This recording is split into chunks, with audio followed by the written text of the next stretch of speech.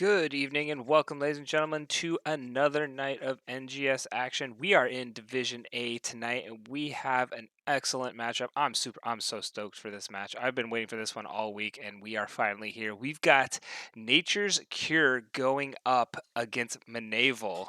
Two teams both doing fairly well so far in Division A. The number 2 and the number 3 team, I believe, right now duking it out. Only each team has only lost once. I believe that was to Minion Miners. Yes, and actually Nature Cures right now is currently standing in the number 1 position. They have 3 matches played, whereas all the other teams have 2. They have not had their bye week yet. But so we got the number 1 and number 3 teams right now. Only each team losing once to Minion Miners, and both teams lost 2-1 to them. So it was a close series in that one. So we've got two teams losing 2-1s at the top of Division A West. Oh, I'm ready for these two teams to go at it tonight.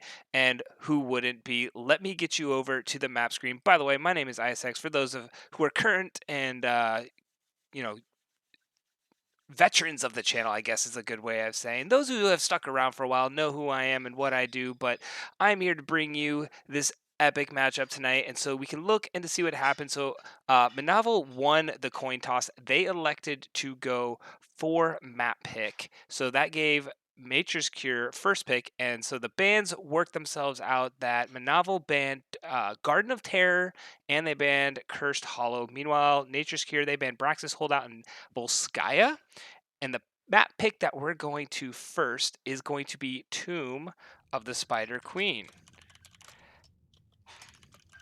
Let me see if everybody is ready to go.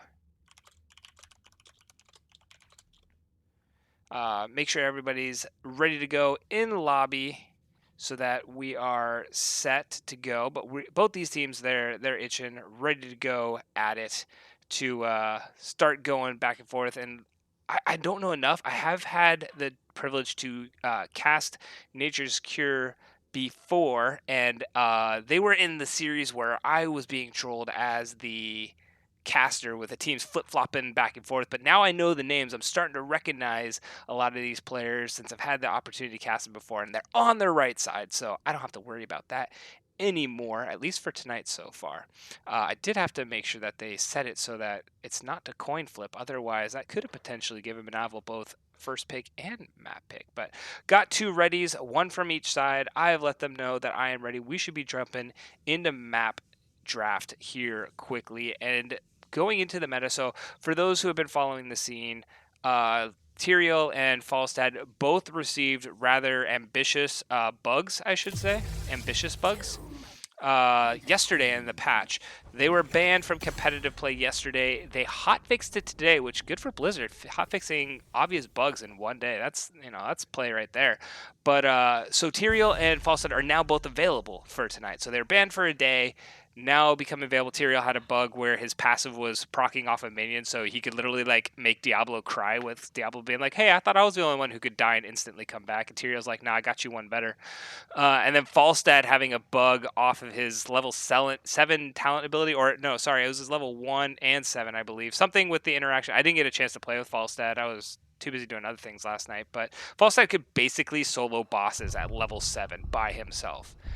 Because his quest was stacking up off of anybody. It's supposed to just stack off of heroes, and it was stacking up off of minions and monsters and all those other things. So both got a ban. Both are back available. Tomb of the Spider Queen, we should see a lot of close quarter fighting champions. Could see like Diablo, if he doesn't get banned out, make an appearance here. We do see Uther and the Lost Vikings getting banned out. Lost Vikings being known for the ability to soak, usually a little more favorable on the bigger maps, but they can do some damage in the right hands on these smaller ones as well. Can still get a lot of soak pressure and keep people just annoyed, like continually poke them, making sure that the team is able to get a very strong 4-man and rotate well with that, not having to worry necessarily about those off lanes.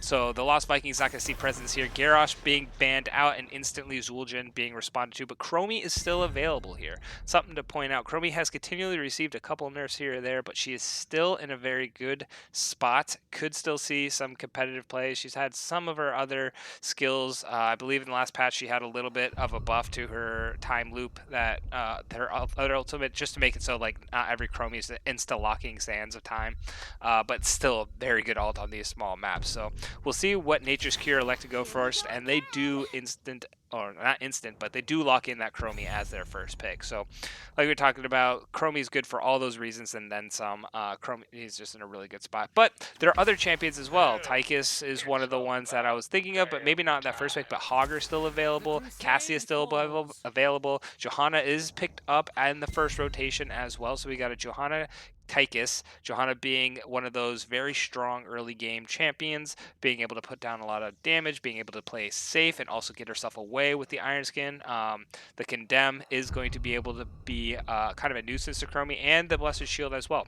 Plus, they could pair it with an Anduin and then do a Falling Sword Light Bomb combo instead. So we'll see how they decide to play the Johanna, but the Tychus is going to do well into any big tank like a Diablo, making Diablo maybe a little less valuable, even though he's very strong on a map like Tomb of the Spider Queen. But we do see Rexar and Stukov being picked up by the side of Nature's Cure. So Stukov, very versatile, can fit into a lot of compositions, has a lot of good zoning potential and that burst heal.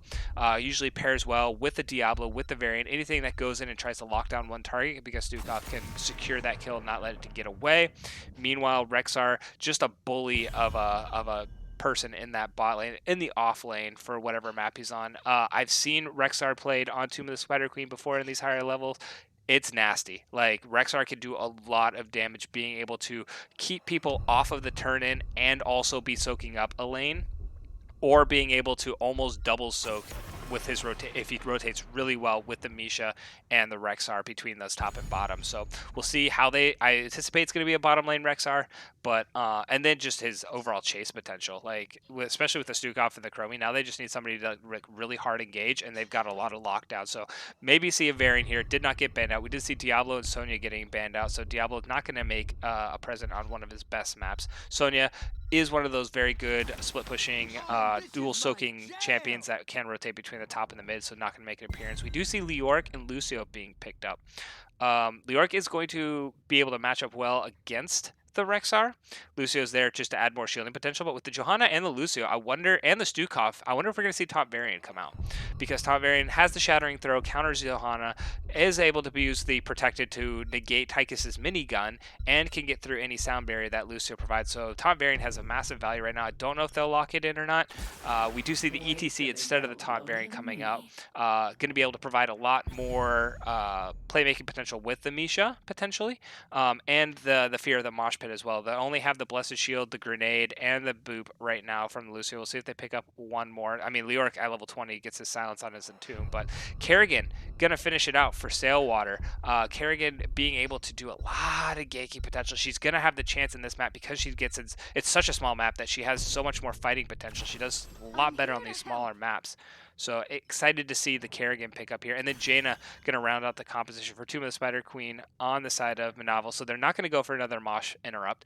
They're going to go for a lot more burst damage lockdown onto whoever Leoric decides to entomb, being able to put down the Ring of Frost if they decide to go for that big damage play, or if they just decide to take the water elemental, go for more of the consistent damage, play for those late level 20 fights where she can put down a lot of damage with the water elemental and the Winter's Mute there. So we'll see which way Jaina decides to go at level 10s, but here we go. Getting into game one right away. These two teams, I'm super excited. I love the drafts coming out of both teams. They've got very, very aggressive fighting team compositions on such a small map that we're on right now. So I'm excited to see these two teams duke it out here on map number one. I really hope we go all the way to game three tonight.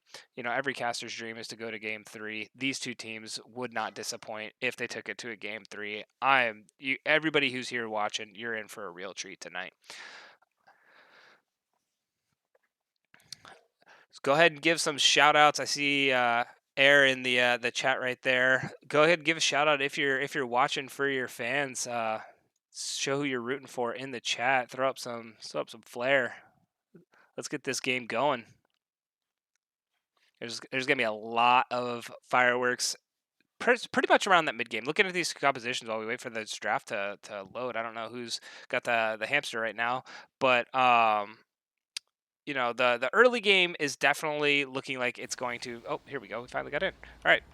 Early game, definitely, I give a little bit of a nod to Nature's Cure just because the Jaina takes a little bit of time to ramp up, and they don't have necessarily the pick potential in the early game. But in that mid-game transition with the Tychus, the Jaina, and the Johanna, it's going to be pretty scary once they get to the 10 if they don't fall too far behind. So keep an eye on that. But let's get these teams introduced. On the side of Nature's Cure, the blue team, we got the J Ruckus sitting on ETC. We got Noel Sanka sitting on that Rex. I got Sailwater on the Kerrigan, Hero Spliffix on the Stukov, and Enigma sitting on that Chromie. On the side of the red team, Mnaval, we've got Sheer sitting on that Jaina. We got the only Navi sitting on the Johanna. We got Crimson Chin on the Tychus. We got Realistic sitting on the Lucio. We got Shot Down 007 sitting on that Leoric. I like that name, Shot Down 007. But looking at some of these pickups that we see going in right away, the Jaina going for that Frost Rinser's Reach, increased range on the Frostbolt for level 1, going to give herself a little more protection, possibly against the Kerrigan, you know, a little fear. But we already see Misha getting a nice stun, followed up by the ETC Power Slide there. Good first 2 stuns, a nice knockback. The Tychus will be able to get himself away, actually putting a nice counter engage on this ETC, and the ETC being aggressive with the Power Slide. Maybe they just didn't have the burst damage to get through all of that right away, and that is actually going to be a kill picked up by the side of Mnaval. Nice turnaround there, because it looked like they had those double stuns going in, and they were in a pretty rough spot, but the ETC just getting a little caught out, not able to get himself away. That's the one downside to an ETC if he uses his Power Slide very aggressively. It's tough going getting out since he's one of those lower health champions there. But we do see Kerrigan setting herself up for Jay. Jaina got stunned out by the Misha. Kerrigan jumping in, does not get the combo off. Nice boot by the Lucio to make sure that that doesn't happen.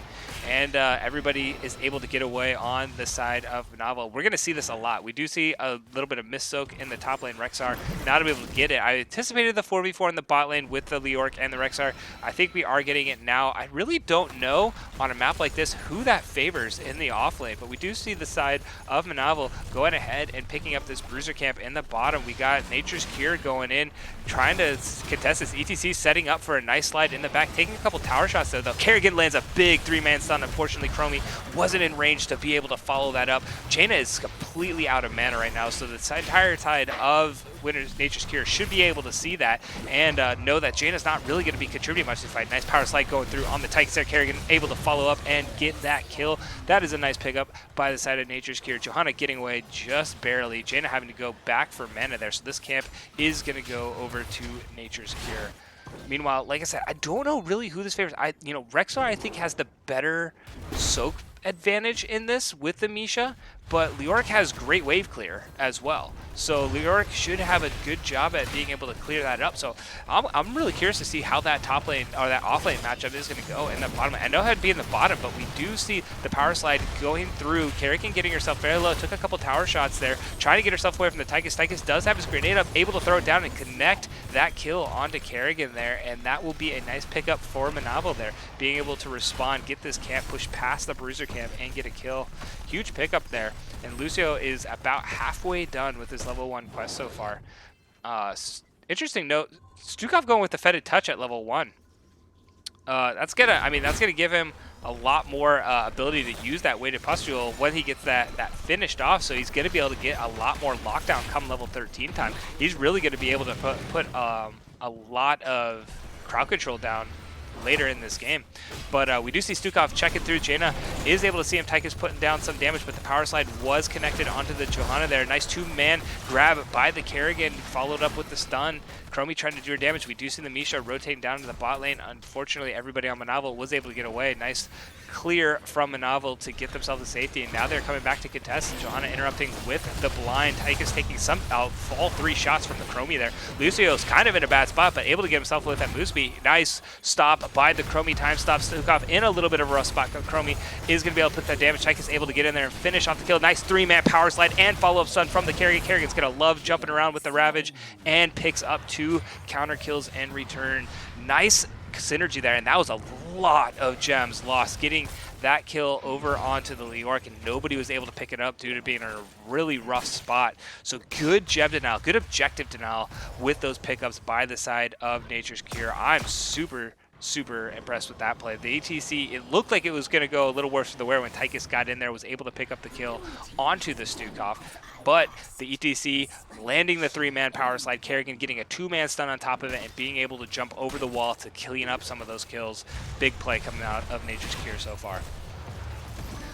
I mean, this game's already living up to the hype. I expected more. It's been a bloodbath. These teams are just constant fighting left and right, and you know, putting a 4-man in a bot lane on Tomb of the Spider Queen, that's all you're gonna see. You're gonna see nothing but fighting in this bot lane. ETC trying to set up for this team to get this Web Weaver all the way in, and if they can do a good job poking off this Web Weaver, unfortunately Kerrigan, they have to commit with the Kerrigan. Chromie can do a lot of range poke, but they have to pick a fight they want to get. Tychus is sitting fairly low there. ETC not quite wanting to pull the trigger yet. Stukov trying to zone off with his his E there. Make sure that he can get everything, but time stop, or the slowing sands is picked up in the Chromie. Tychus is sitting super low. Ping's going down onto the Tychus. Kerrigan trying to jump onto Lucio to get to Tychus, not able to do so, but she does go back, and they're able to just play a very, very nice passive game and be able to, you know, just kind of bully the side of Mnaval right off of their objective, take it up, and be like, all right, we got bot lane pressure. ETC is kind of rotating up, seeing what he can find. Meanwhile, in the mid lane, all the other Web Weavers are pretty much cleared out there. They weren't really able to pick up much in the mid lane, getting the wall in the top lane there. So that commitment hard to the bot lane, Leoric was able to, with the Jaina, clear out those other two Web Weavers. So again, getting a fort with your first Web Weaver phase, I'm going to consider that a win, but more importantly, denying the gems to the side of Mnaval here. I mean, usually one team turns in, the other team's ready to turn in right away, but we do see Mnaval still 2 gems away from even being close to a turn in. Rexar getting caught out a little bit here. Jaina's going to be able to keep him fairly slow. Lyric has to get himself away from fear of the Misha and the turnaround play potential from the Rexar. But Jaina's sitting about a third of the way since there's so much fighting. She's a third of the way through that ice block, and once that ice block is finished, you will be able to play a lot more aggressively here. Kerrigan sitting at about 18 stacks of the 75 for the Sharpened Blade. She will just continue to grow that damage as much as she can. And she's got the Ravage, the Boundless Fury on top of that, so she's going to be able to reset some of those Qs as much as she can and be able to just hop around. You're going to see this Kerrigan starting to bounce around, doing just massive amounts of damage in some of these team fights here. We do see 10s now arriving for both teams. So the Slowing Sands was picked up by the Chromie at level 8, but we do see the Flailing Swipe by the Stukov. We see the Mosh being picked up by the ETC. A nice time stop by the Chromie in this mid lane. Rexar going with those pack mentality, and we're still waiting to see what Kerrigan decides. She's holding on to that ultimate to see where she wants to go with it. Meanwhile, Johanna going in with the Blessed Shield, Jaina with the Ring of Frost, Tychus getting the Commander Odin, the Barrier being picked up by Lucio, and Entomb by the Leoric. Pretty standard ultimate pickups. I was curious where that Jaina was going to go with the ultimate. She elected to go for that big wombo combo play rather than go for the consistent damage over time. So it's really going to keep our eyes on this Leoric and this Jaina in these team fights now with their ability to synergize that well. But Lucio getting caught out there with a nice time stop. ETC able to secure that kill with a very good power slide, and that will be a nice pickup again by the side of Nature's Cure. Gonna go ahead and look at the 35 gems that Rexar needs to turn in here, get a little bit of an advantage for his team. And this could be another pickup. Johanna is trying to get herself to safety here. Kerrigan does land the pull, but does not land the stun. But Jaina gets slid out by the ETC. Kerrigan just turning right on that. Blessed Shield does come out, land onto 2 members there, and that will be the end of that. But this is going to be a potential turn-in for the side of Nature's Cure, getting a second turn-in before the side of Mnaval is able to get one. And right now, Rexar, since it is in that solo lane, rather than doing the double soaking, since bot has been picked up, Rexar now able to bully out this Leoric as expected with that matchup if it was going to be a one-on-one matchup. So Rexar put some hurt down on the Leoric, and this is going to be a siege to the mid lane of as 5 with the ETC ready to mosh. Ooh, unfortunately tried to catch out the Leoric. With the Leoric, you got to land the power slide and then immediately mosh, otherwise he's just going to get himself to safety. But Entomb does go down, catches the Stukov in the Entomb with the Misha. We do see a Sound Barrier going down, Ring of Frost landing onto the Bear. Stukov sitting right in the middle being like, guys, I need to get out of here, but nothing really connecting for either team there that they were wanting. A good disengages from both teams, but neither really able to land their big engaged potential that they want. So this is just going to go back to a siege. The side of Nature's Cure know that almost all the ultimates except the Blessed Shield, if they're tracking, but the power slide does land onto the Johanna. She pops the Iron Skin to get herself away. ETC took a couple of tower shots there and does go down. Johanna able to get herself away safely due to the Iron Skin. those stands don't work when you've got that shield up. But Joanna getting herself very low. Kerrigan is here to follow up, and that's another 20 gems that could be lost. It's sitting right there. Tychus trying to come get it. He does pick it up, but Kerrigan using that as bait, able to land the combo, and Tychus will just follow in suit. Those gems will be lost unless Johanna has the Iron Skin up and is able to get there. She's trying. She's getting all the way there. She doesn't get them. Oh, right as they disappeared, she wasn't able to pick them up. Rather unfortunate there. And so that will be DB Smiley raiding with Party of 14. Thank you for the raid. Welcome everybody just joining in. This is a Division A West best of 3 between Nature's Cure and Mnaval. It has been fireworks so far. These teams have been battling it out. I know the kill count doesn't look as high, but I only expect it to grow. These teams both have rock'em sock'em, punch you in the mouth kind of compositions here. ETC getting a little bit caught out in this bot lane. The Tomb does go down onto the ETC, trying to mosh to keep everything. The Ring of Frost does land on to both the ETC and the Stukov. Stukov right out in front. The XR trying to get into the backline to disrupt this Jaina, but not able to do so. This is a fantastic turnaround for the side of Mnaval, able to pick up 3 kills for their team, and now they can safely get the turn-in that they've been waiting for all game. The ETC, unfortunately, was not able to land the Mosh. Leoric read it like a book, got his Entomb down. They had excellent follow-up with the Ring of Frost from the Jaina, landing onto both the Stukov and the ETC. Stukov was in a really rough spot, and this will be first objective picked up by the side of Mnaval, going ahead and trying to siege up this mid lane, try to get themselves a little bit of relief of this macro pressure that has been created. But yeah, for those who were joining, this is going to be fireworks. These two are the top 2 Division A West as of week 3 right now. They're both sitting in those top 3 spots. These two teams are pretty evenly matched, and we're fully expecting this to be a very, very close match between these two teams today. Each team was kind of fun looking in the draft phase, seeing how they're going to approach the Tomb of the Spider Queens, and both were like, let's just fight. Jaina getting caught out here. Misha able to get the stun. ETC there just for support, and Kerrigan able to finish that off. No more Jaina on this map for 30 seconds, and that is going to be a nice pickup, pushing past the minions. So bot lane pretty much gets evened out. Mid lane should go down here unless they get this rotation. ETC does have his Mosh available in 5 seconds, so he will try and get some sort of play. Stukov being very aggressive, gets the root onto the Lucio, right on the wall. The Pac-Man doesn't come out. Leoric is going to go down here. That is another 25 gems just sitting right in the middle of the screen. The one thing that Nature's Cure has going for them is they are able to get these 25 gem clears all over the place. I think it's the 3rd one. So, you know, the game is so close, but that Mnaval has just lost time and time again massive amounts of gems. If they were able to get those gems and get the turn in, this would just be an absolute different game. The ability for the side of Nature's Cure to play around the objective so well and make sure the other team is denied any gem potential is what's really carrying them into the lead that they have right now. Because both these teams have been very, very back and forth all game long. Camps being picked up by both sides, each team trying to find whatever experience they can. Johanna going in, does pop the Iron Skin. She will not be able to get herself out if she loses. She does put the Blessed Shield down on the ETC, and Misha, Ring of Frost being able to follow, gets the Stukov. They are looking for the Stukov, sound barrier pop by the Lucio, but they're not able to. The ETC unable to connect the Mosh. Kerrigan sitting in wait, does find the Lucio. That is Lucio going down. Johanna does not have the Iron Skin available. She will be second to fall. Leoric is trying to get himself away with the Wraith Walk, does get himself far enough. ETC does go again for the aggressive power slide, knowing that the Stukov had the heal up, but unfortunately it only connects onto Leoric at the very end of the slide, so nobody was able to follow up on it. But another 2 kills picked up by the side of Nature's Cure. They do have the ability to turn in for this 3rd Web Weaver phase, and we will see it being picked up by the side of Nature's Cure. NyQuil saying no caster curse. Yes, finally, I've got a game where I'm not getting cursed.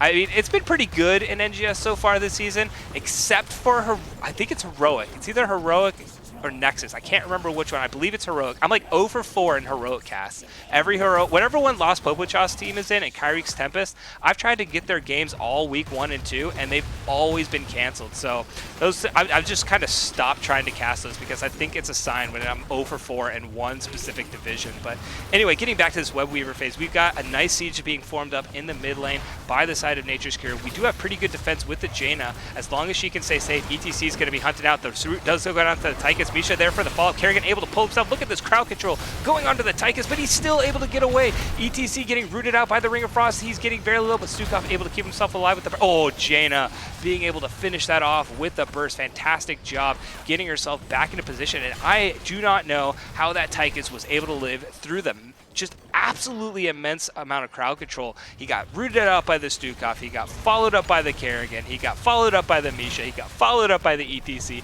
and still lived. So excellent healing coming out of the Lucio there, but Johanna getting herself caught out there with no iron skin, and that will be Johanna getting popped. And now we can set up a nice siege in the bot lane. Johanna is not here. Jaina is fairly low on mana, is backing, but the rest of the side, Nature's Cure, electing to back off, wait for the 20s, and then play around this last objective here. Boss is still very much on the table for both teams. It's kind of a, considered on this map, maybe a little bit of a bait/throw potential if you're not able to get any kills and, definitively get the boss. And he doesn't have that much siege potential. If the team can be able to push with it, it's really something that you got to... It has to be a right amount of timing to get the boss and have the boss be as valuable as we want. We do see Leora coming up, maybe worried a little bit about that boss play. And we do see the side of Nature's Cure looking like they're going to finally start setting up around this boss, possibly go pick it up or just bait it. Kerrigan sitting right in the bushes, but Chromie able to land the time stop right on Leoric. Look at the burst going down onto Leoric. Leoric putting down the Entomb to keep ETC away. Sound Barrier being popped by Lucio, but Pac Mentality does chase, lands on the forward. Ring of Frost going down, does not connect with anybody, and so now the side of Mnaval's just got to get out. They got to run. They've popped a lot of ultimates to get themselves away. 3 ultimates with the Lucio, Sound Barrier, Entomb, and the Ring of Frost, and this means this objective is now very much on the game table for the side of Nature's Cure. They know a lot of those ultimates are down. Blessed Shield is still available, but Mosh is available by the ETC as well.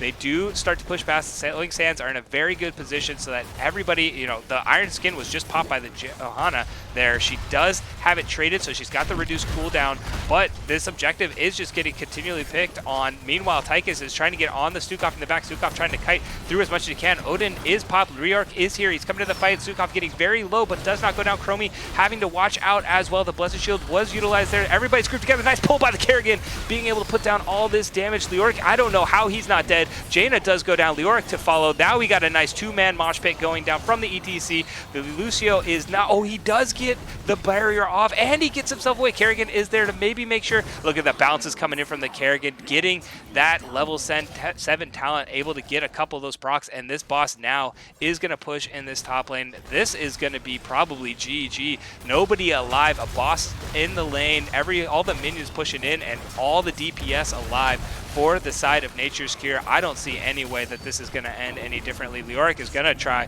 and come back and give it one last go with an Entomb, but this could be it, and I fully expect this is game 1 going to go over to Nature's Cure. Leoric tried to do everything he can, but Kerrigan, look at the crowd control coming out. Poor Leoric couldn't even Wraith Walk because of the Kerrigan, Rexar, Stukov, everything. It was insane. GG's coming out from both sides. Game 1 going over to Nature's Cure. Man, if that didn't get you amped up for this series, I don't know what will. That was a fantastic first map that we got to go see right there from both of these teams. I guess I really didn't, I like the team comp coming out. We talked about the team comps in the draft phase. I gave the nod of the early game to the side of Nature's Cure for sure, which they delivered. And then I gave the mid game, like the level 7 to 13 range, to Mnaval, because I thought their composition when they came online, if they were able to land their combos, they'd get back into it, which they did. I didn't know who it was going to favor in the end game, and it really came down to that Jaina and Leoric just weren't quite on the same page, being able to sync some of those combos down. There's a lot of missed Ring of Frost because she was banking on the Entomb's landing, which they weren't able to. But the story of that end of that series, the end of the map, was the absolute crowd control chain that Nature's Cure was able to put down on one target. And again, I don't know how Tychus survived that one, but he was the only one to survive it, because you got Stukov putting his root down, and then Kerrigan following up with her pull and her stun, then Misha doing his stun, then ETC power sliding, and then if that's all not working, Chromie's got 6 seconds to put down her Sands of Time in the middle of that crowd control chain, and then you just can't walk away. So that, was just absolutely insane. The Kerrigans just started popping off in the late game, and look at the damage coming out of the Chromie. 68,000, did not die, and just put down a world of hurt. So yeah, I definitely liked the drafts coming out of both teams. I think they both had their distinct advantages, but good game to Nature's Cure being able to use their comp. And now we get to go over. Let me get you guys back over to the map screen. Oh, we can look at talents. I really didn't see what came online for level 20s because it was picked up in the boss fight, and I was too busy doing that. But Kerrigan going with the teleport, ETC going with the teleport as well, which fits considering he's just wanting to try and get into this Jaina or Tychus as quickly as he possibly can.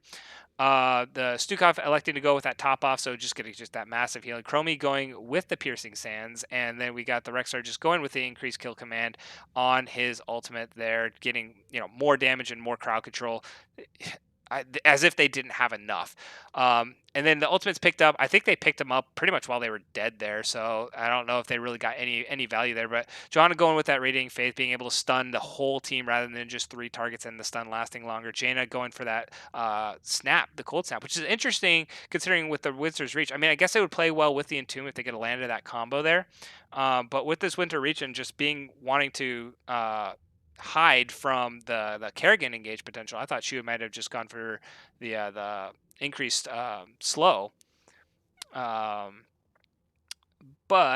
Tychus, Commandeer, big red button, pretty standard. Bossa Nova for the Lucio. Man, I mean, the sound barriers did absolute work, and we can always play hindsight 50-50. But that crowd control chain in the late game, if he had gone high 5, I wonder if Tychus survived one of those, so who am I to second guess? But we are getting ready. The side of Mnaval gets the choice between first pick or map pick. It looks like they want to go with first pick, and so that gives map pick over to Nature's Cure, and Nature's Cure is going to send us over to Infernal Shrines for game number 2. I love Infernal Shrines. Such a fun map to cast. Let me get you guys over to the map screen so you can see what's going on.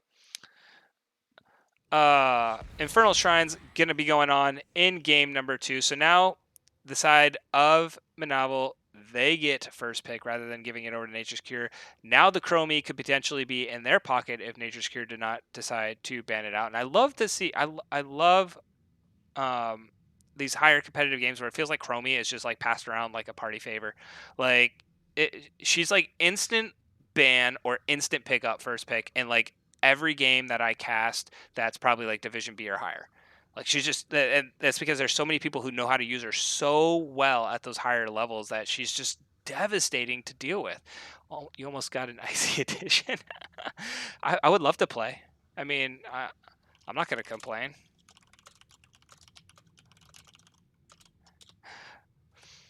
I was sitting on Team 2 for a little bit there, but now I'm back in my rightful observer role. It'd be fun to play, but, especially I'd love to play Jaina.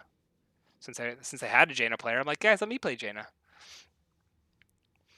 But we got these teams. They're both sitting in here. Infernal Shrines, I mean, we saw a Lost Vikings map ban on Tomb of the Spider Queen. We may see another Lost Vikings map or Lost Vikings ban here on Infernal Shrines as well. As far as I'm trying to remember what all the bans were in the game on the priority bans that we saw coming out. There was no Hogger ban or pickup in that game, which I find curious. Like, feels like a little bit like Hogger's starting to slowly fall off. Maybe teams, are finding good ways to start playing around it, where before he used to be one of those instant lock pick champions. But Cassia was still available. And now that we're on a map like Infernal Shrines, where Sonya was one of the first bans on Tomb of the Spider Queen, and this is another fantastic Sonya map as well. Probably one of her best maps due to the ability to be able to pick up that camp and be able to provide a lot of that wave clear around the objective, picking up those minions. We can see other mages coming out. I mean, Chromie is very strong again. Jaina's very strong again. Kael'thas being able to pick up. Orphea, Orphea wasn't banned, so we could see a very high-level Orphea play, which is just absolutely devastating to be on the receiving side of. But the Lost Vikings is the first ban coming out of the side of Mnaval here. So same ban coming out right away. I don't know if they're going to pivot away or try and ban anything that came out of that game. Maybe the Rexar, because that was a really good Rexar game.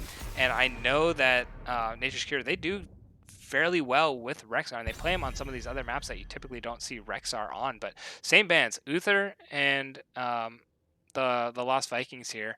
You know, Tyrael and Falstad were on that permanent ban status for a little while. They're off of it, but oh, we do see the Chromie ban. So they're electing not to pick up Chromie themselves. They're just like, nope, don't want to deal with it. And Gyros, that was the other ban. So yeah, 3 of the 4 bans are the exact same coming out in this second game. Chromie, the only one that's getting the respect nod, being like, no, I don't want to see that again. That was pretty brutal to deal with once. I don't think I need a second round of that. But waiting the full time here to get that first pick coming in from the only Navi captain of the side of Mnaval here, and it is going to be Crimson Chin picking up the Hanzo. First pick Hanzo on Infernal Shrine. So, I mean, Hanzo has a lot of playmaking ability on Infernal Shrines with the Dragon Arrow or the Dragon Strike, whichever way you decide to go. If you want more engage potential or if you want zoning potential. So, and he's got a lot of ability to, you know, utilize his W, his main damaging ability around the objective as long as the minions can stay clear. But we do see, again, Rexar Johanna being picked up. So, you know, Noel Sanka is just devastating on that Rexar. And like I said, they like picking him up on other maps, you know, not just, you know, Dragonshire and Braxis. They're like, cool, we'll put him on Tomb of Spider Queen, we'll put him on Infernal Shrines. We really like his Rexar play, so we're going to play it. And Johanna being picked. And now we see ETC Anna. So main tanks swapping back and forth back and forth between these two teams there.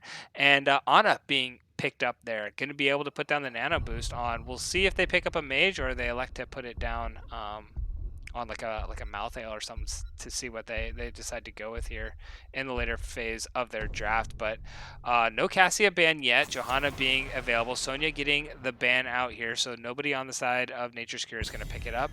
They're not going to go for that double bruiser Sonya Rexar composition. They're just going to outright ban it, say no, you cannot have it. I'm really curious what they're going to pair with this Johanna Rexar, because now they have even more engage potential. I mean, it's Blessed Shield versus Power Slide. They don't have that follow-up lockdown with the Mosh Pit, but they still have this crowd control chain event kind of happening with the Condemn, the Misha, Stun. If they decide to go, they don't have the Chromie play anymore, but they could go like the okay, Anduin. Anduin Tychus. So they take the Tychus away. So these teams are flipping back and forth with some of these picks, and Anduin being there. So will we see Light Bomb Falling Sword, or are we going to just see Blessed Shield because it's more consistent?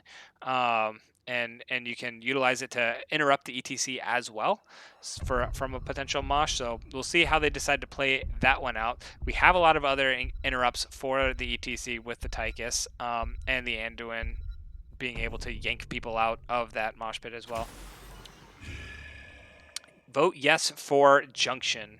Oops, wrong chat. Just tuned in. Love it. Well, I'm glad you're loving it. I'm glad you're having a good time. But we do see the Malthael being picked up here with a Mephisto. And Mephisto, he's in a spot where there's people are with Endurance Hatred. There's people saying like, hey, there's things that are going off on it. There's a bug with it. I'm not a Mephisto player, so I wouldn't notice it. But apparently Mephisto is in a very, very good spot right now. Malthael is going to be picked up, so I'm guessing that's going to be the nano boosted Malthael coming out from the side of Mnaval there. And Illidan being picked up last pick. I forgot Sailwater plays Illidan, and he loves Illidan, and it works so well. He played it. I think he played it on Dragonshire against who did they play? Can't remember who they played now off the top of my head. Having a little bit of difficulty. It'll come back to me. But he played Illidan on Dragonshire, and he played like this super, super patient Illidan. And then at like level 16, all of a sudden he just like took off and he like solo carried the rest of the game. It was insane. So, which happens on Illidan. I mean, he gets stronger as the game goes. Kind of his weakness is his early game.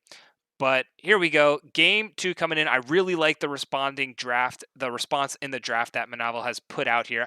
I really like the ETC Mosh with the Mephisto.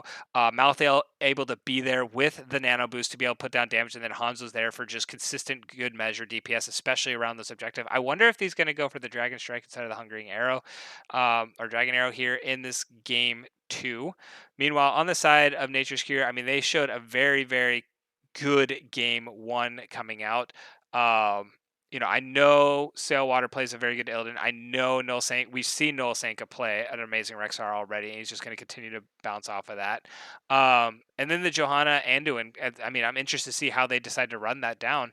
Tychus there again for good measure. So the ETC and Mouthdale, they're a little bit lower on the health pools than you were going to see in like the previous game. Or the other high health champions that we see, like the Johanna, the May, the Diablo, Muradin, those kinds of things. But Tychus is still going to be able to get his value in here. He's going to get that siege pressure that they're looking for again at level 10 for sure with the Odin. And he's going to be able to, continue to be kind of that counter engage potential, like burst damage down to the Mephisto if Mephisto's too aggressive with his shade coming in.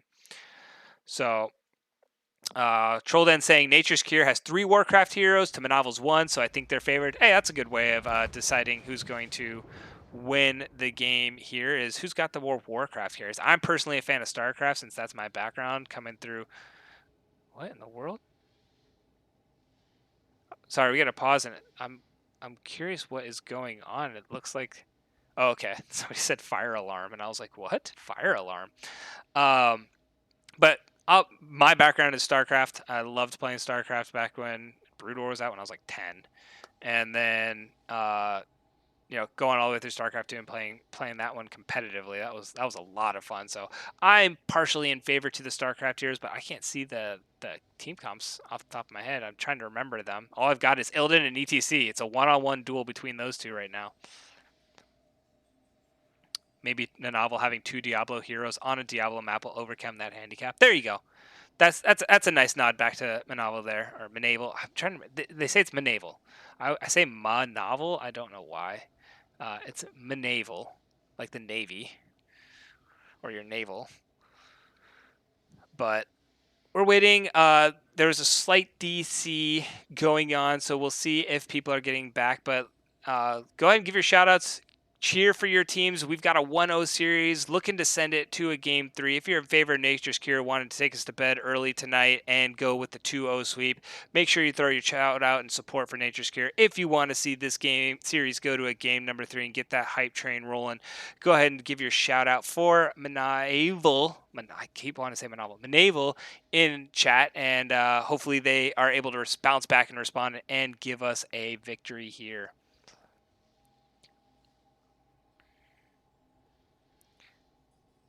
Kind of just in this slight time, I got a little bit of a break here. I'm kind of perusing around, seeing what other casts we got going on tonight. There's a lot. I love Thursdays in NGS because there's casts all over the place. Like so many games going on Thursday nights. It's just an absolute treat for those who love watching competitive heroes to be able to have their pick of the lot. I mean, holy guacamole. It's going to be awesome.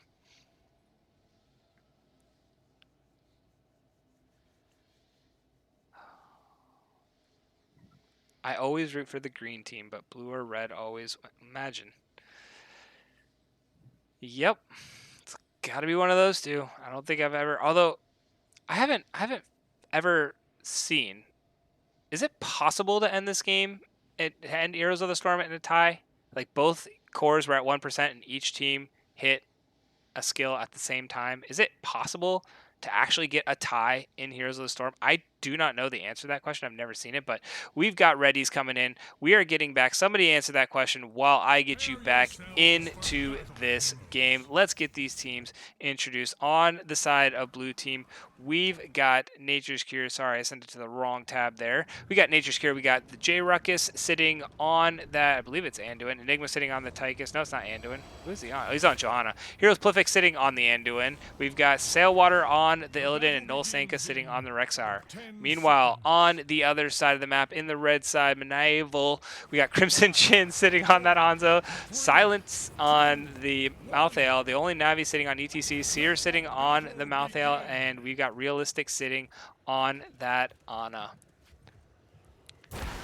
We do see Tychus committing to that grenade early in the game, going for that quarterback. Gonna be able to do some damage. We do see a stun coming down onto the ETC in the bot lane. Misha getting some little value in the early game. Trying to remind everybody, hey, you gave me Rexar again. I'm gonna throw my bear around. And everybody kind of just going back to fight in here. ETC going with that Pog Rock at level 1. Gonna need a little bit of time to stack up, but then gonna be able to help Ana with a lot of the healing there. But walks right in front of the Illidan. Illidan gives him like, hey dude, I'm here, I'm in this bush. Give him a couple love taps and then just blocks himself away there. But I mean, let's keep our eye on this Mephisto, because if we see a Mephisto to the last couple nights I've seen Mephistos play, and being on the unfortunate side of Mephistos in Storm League, I'm really liking where Mephisto's at right now, and he can put down a serious amount of damage. Mnaval getting a little bit caught out here, getting low. The quarterback does go down onto him, but only taking him down to about 20% health. Ana will be able to heal him up just fine and dandy. And everybody's going to kind of go back to their merry way of macroing up this game on Infernal Shrines. We are going to see a lot of these teams elect to go for the camps, the rotations between the mid and bot lane. Titan is getting stunned out from the power side for the ETC. Anyone giving him just a little bit of a distance there. And Hanzo getting bullied by this Illidan there. Illidan not giving up, and Illidan actually able to get in there and get the kill. Meanwhile, now he's just turned around and he's getting on the ETC. We do see the Tychus lose his life in the top of that fight to the Mnaval there, I believe. And so 1-for-1 trade is what it ends up being. But man, Illidan just straight up man-moded at level 3 and refused to die. Able to pick off the Hanzo and jump in and try and almost finish off that Ana or ETC there. So great things coming out of the Illidan so far in this game number 2. But Mnaval able to get that rotation down. Nicely done. Able to pick up that kill. Now getting stunned out by the Rexar. And again, I expect Rexar just to have a lot of fun in this off lane, being able to bully around that Mnaval a lot. He can keep himself pretty safe as far as distance against the Mnaval, and shouldn't have a lot of trouble. But in this bot lane, we do see the side of Mnaval picking up this bottom siege camp. That will give them a slight experience boost and a little bit of a macro advantage here in the bot lane as they continue to get ready for this first objective. Going to start here in a few seconds. We'll see what kind of Punisher it will end up being. We do see them holding this cap for 245, which is when they should start to cap it at. So holding it just for a few seconds, but the side of Mnaval, they didn't even go and pick up their Bruiser camp. So this is going to be a nice macro play coming out of the side of Nature's Cure. Going to get that little bit of an advantage in the top lane. Mnaval is going to have to stay there and try and clear that out while the rest of the team is able to rotate down as 5 into this mid lane. ETC there, going to land the power slide into a 4v5 situation. Mephisto coming in and putting out a lot of damage with that lightning, and the ETC now using the power slide to engage, has to get himself away, can't do so, and ends up going down. Mephisto sitting there trying to again put down as much damage as he can, and he will continue to scale up that damage. As long as he's able to stay alive, he'll be able to, you know, bully his way until ETC is back online and back to this fight. Going in, getting a lot of hurt put down. Mnaval is just there to provide a lot of support, and you know, I'm just super thankful they did put, oh no, never mind, sorry, Mnaval getting engaged upon there. The crowd control does go down. Illidan here wanting to put down as much damage as he can on it, being able to help heal us off. A nice sleep going down onto the Illidan. The Misha does land the stun onto the Mnaval, but Johanna is getting returned fire, does go down there, and now they are looking to push past. ETC is here to join the fight. It is now a 5v4, and Mnaval's advantage here. Misha trying to get bullied down by the Mnaval, does not pick it up. Meanwhile, down here, everybody else having to back themselves up. Anduin is fairly low on the mana pool, will be able to try and heal for just a few more seconds. Got a nice globe coming out there in that minion wave that's not been picked up yet, so that should help with a little bit of the mana problem he's going to have. But this objective is going to be that Frozen Punisher, and it should be picked up by the side of Mnaval, no questions. We are going to see one last-ditch effort coming out of the side of Nature's Cure to try and even things out here, but 36 already being picked up. As long as they can get 4 more with the Mnaval and the Mephisto, we'll see if they can do it. Everybody just kind of backing up. The Mephisto's putting down just a ridiculous amount of damage there, and Mnaval's going in for good measure, really wanting to kill this bear. Like, he does not like that. He's having PTSD from last game and does not want that bear kept alive. But we do see the Punisher jumping all the way over, gonna turn off this keep, gonna turn off one of the towers, not gonna get the other one though. The other tower is gonna continue to shoot, and so that will add a little bit of extra damage onto this Punisher here. The tower is getting focused up, will eventually go down. Tychus getting stunned out here as well. Bear in the front, just sitting around like he can't move. And you know, a good wall. So that's pretty much what we're going to see out of a lot of these first Punishers on Infernal Shrines. If you can get more than a first wall, you're having a good day. But the camp's being picked up. I mean, Mnaval's just ready to go, getting on this camp here in game number 2, having a little bit of macro advantage. The experience is pretty much even for both these teams. Sorry, wrong button. We do see the Malthael's got a little bit of XP advantage over the Rexar, doing a little bit better job in that double soaking. But we do see, let's go to the damage real quick. Yeah, Mephisto, look at, he's already put down almost 20,000 damage. The next highest is 10k in this game. So Mephisto being able to put down an immense amount of damage in this early game, really what turned that fight around for the team there in that objective. And now we see this contention going on over the bot lane. ETC getting fairly low. He's got to be careful. He's trying to stay on as long as he can. Power slides his way to get out, but runs right into a bear. The bear says goodbye, and that is 1 kill picked up for the side of Nature's Cure. Johanna trying to stay on the point as long as she can, has to get herself off. Mnaval able to pick up 1 kill, 2 kills, and then trade his life back, so it is a 2 for 2, but this camp is picked up by Mnaval. They're able to get the response that they needed due to the fact that Illidan was not able to get himself down, and that is another camp pickup and a nice macro play coming out of the side of Mnaval. Doing a really good job. 10's about to come online for both teams here. 10's just coming online for Mnaval. We do see the Mosh Pit being picked up by the ETC. Last Rites being picked up by the Malthael. We do see the Nano Boost coming in from the Ana as expected. There are 2 more. We're waiting to see the Durance of Hatred being picked up by the Mephisto, and we do see it is going to be the Dragon's Arrow picked up by the Hanzo. Meanwhile, on the side of Nature's Cure, we got Light Bomb coming out of the Anduin, Commandeer Odin coming out of the Tychus, Blessed Shield from the Johanna. We got that pack, the Unleash the Boars. Sorry, I want to call it pack mentality, but it's Unleash the Boars coming out of the Rexar like in the last game, and Illidan going for that hunt. So he's going to be sitting in these off lanes, soaking up as much as he can. When the team says go, he goes. We do see a nice little skirmish coming around over in this objective area, and Johanna getting herself away. Does not have the Iron Skin any further, but she does have the reduced cooldown on it, so should be back up in no time at all. And the rest of the side of Nature's Cure going up, and they're going to try and clear out some of this top lane going on, pick up their own camp, and get ready for the second Punisher. Will it be an Arcane Punisher or a Mortar Punisher? We will find out in about 20 seconds. But the rest of the side of Mnaval, they're going ahead and they're sieging up this mid-camp, trying to get as much as they can. Illidan goes down with the hunt, lands it on the Mephisto. Blessed Shield there to follow back up. Misha stunning on the Mephisto. Here comes the crowd control chain again. Light Bomb going down, but unable to land it on the Mephisto. Mephisto does go down. The Light Bomb only landed onto the Malthael, but ETC gets himself away. Malthael will not be able to do so, and that is a nice 2-kill pickup coming in favor of Nature's Cure right around when this objective, and it will be that Mortar Punisher in the top lane. Nice job by Nature's Cure catching out that Mephisto, and that's really what they got to do. Is that Mephisto is the one that's causing them so much trouble right now. They can't forget about any of these other damage like Hanzo. Hanzo's going to be able to pop off eventually. He's just got to get himself, you know, he's going for that Q build, the auto attack builds. Looks like, yeah, he's going for the auto attack build. And so we'll see the Hanzo continuing to get himself up there in damage here, but the Illidan just being able to farm a lot of these minions up. Meanwhile, we do see the engage now coming down. ETC gonna go, gets himself stunned out there, so unable to land the Mosh. Tychus getting himself into the Odin. Turns Hatred does not land.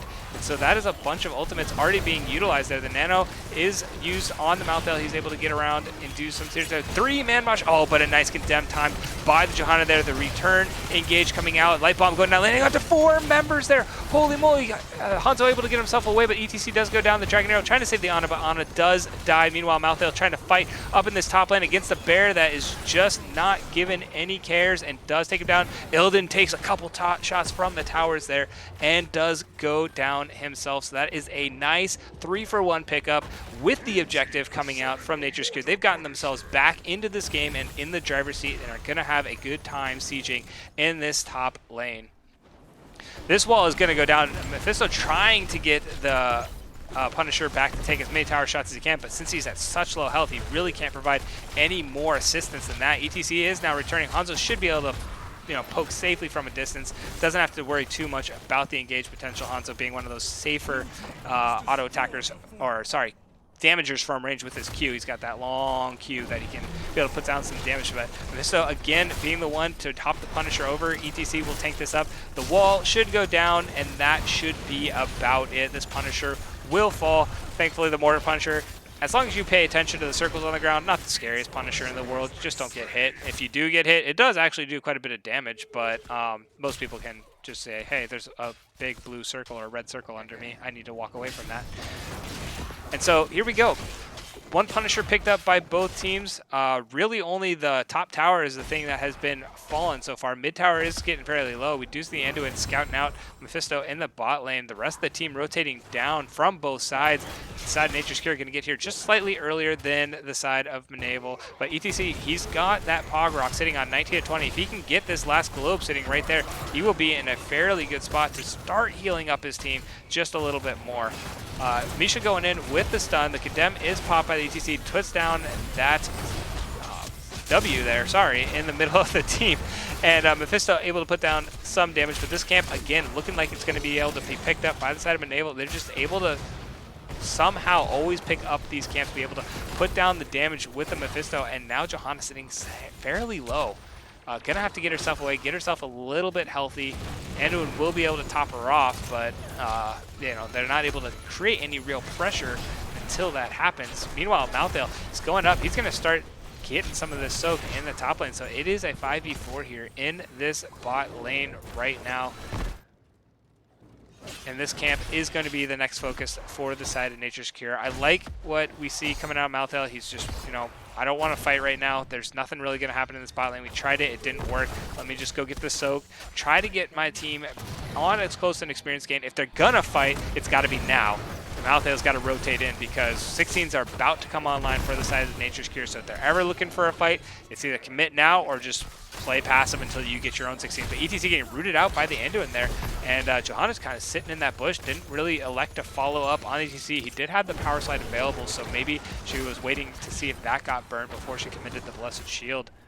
But we do see Mnaval picking up his camp in the top lane. Gonna be able to continue to get this experience soaked up for his team. Meanwhile, Mnaval not able to get any last right stacks so far. So we're waiting to see if he can get a lot of these last rights picked up. Gonna be able to get that ultimate off even more and do some serious damage here in these fights with the nano boost that the Ana is trying to put down onto him. But we do see a rotation coming down from Nature's Cure.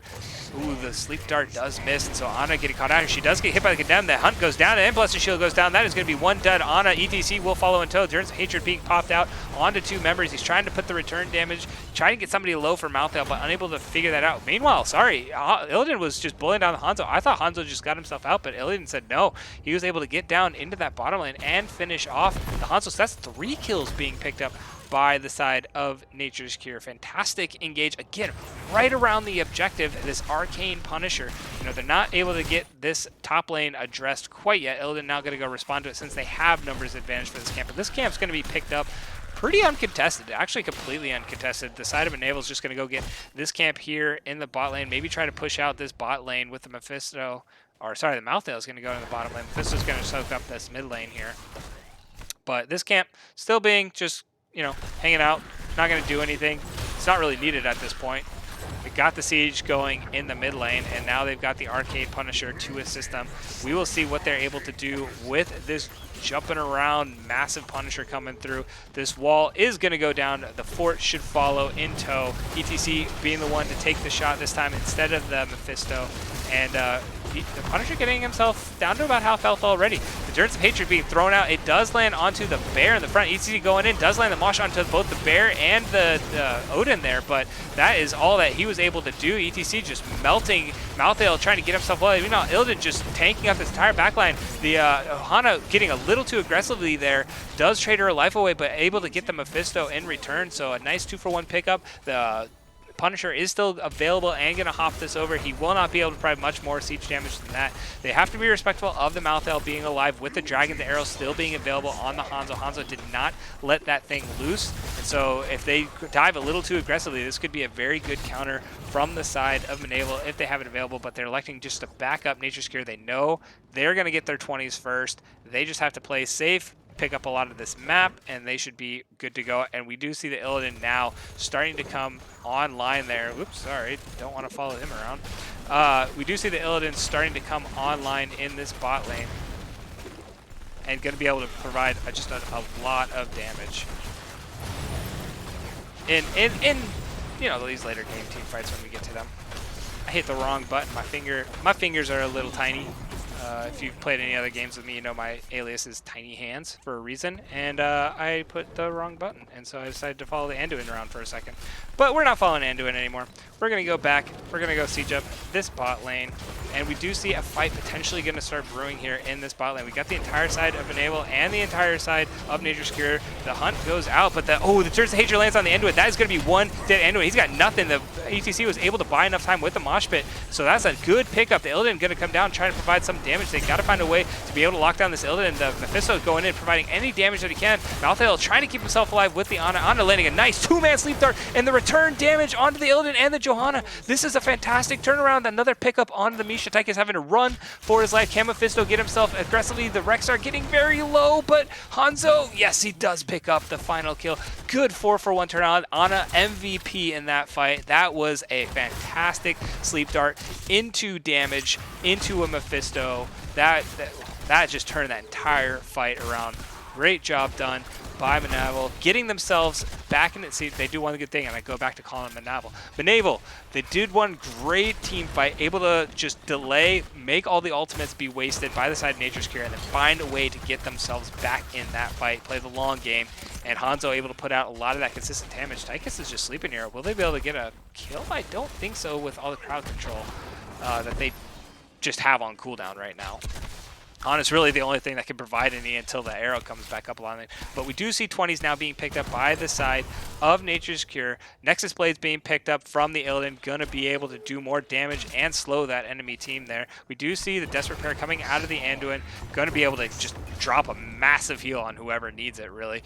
Big red button coming out of the Tychus. We got the Indestructible coming out of the Johanna, and we do see that kill command coming out of the Rexar again. Meanwhile, 20s coming on. We do have Death Metal, which is kind of the way ETC's been playing in this game. He's having a hard time landing these moshes, except that last one. He landed a nice 4-man mosh, just nobody was there to follow it.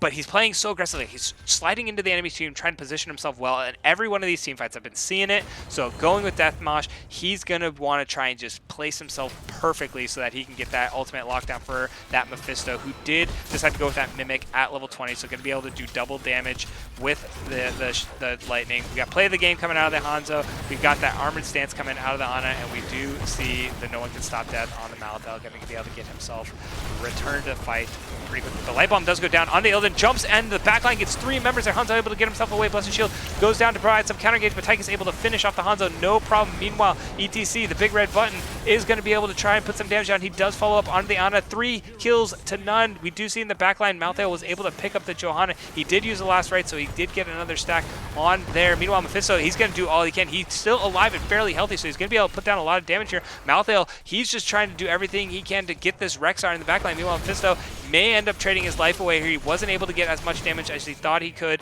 Mephisto he doesn't want to let it go and gets himself back. But this, look at, there's 5 left. I don't know if Mephisto can get in there. It doesn't look like he's going to try.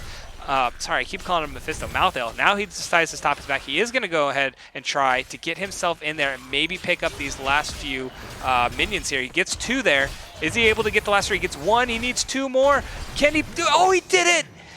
He did it, and he's able to get himself alive with No One Can Stop Death. So big play coming out of the Malthael. Was going to consider backing, decided not to back.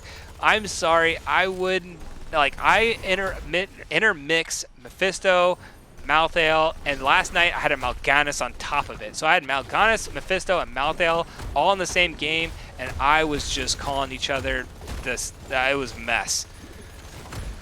So, yeah, thankfully in this game, all I've got is Mephisto and Malthael, and I've done okay so far. I definitely have mixed them up a couple times, and I will continue to do that.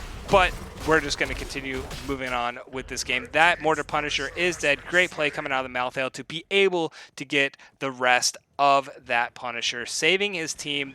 Bottom keep for sure, potentially game, because there are 4 members alive from the side of Nature's Cure that would be able to push with that boss. Meanwhile, he knew he could get himself back up with No One Can Stop Death. This is pretty much a full reset on the game now.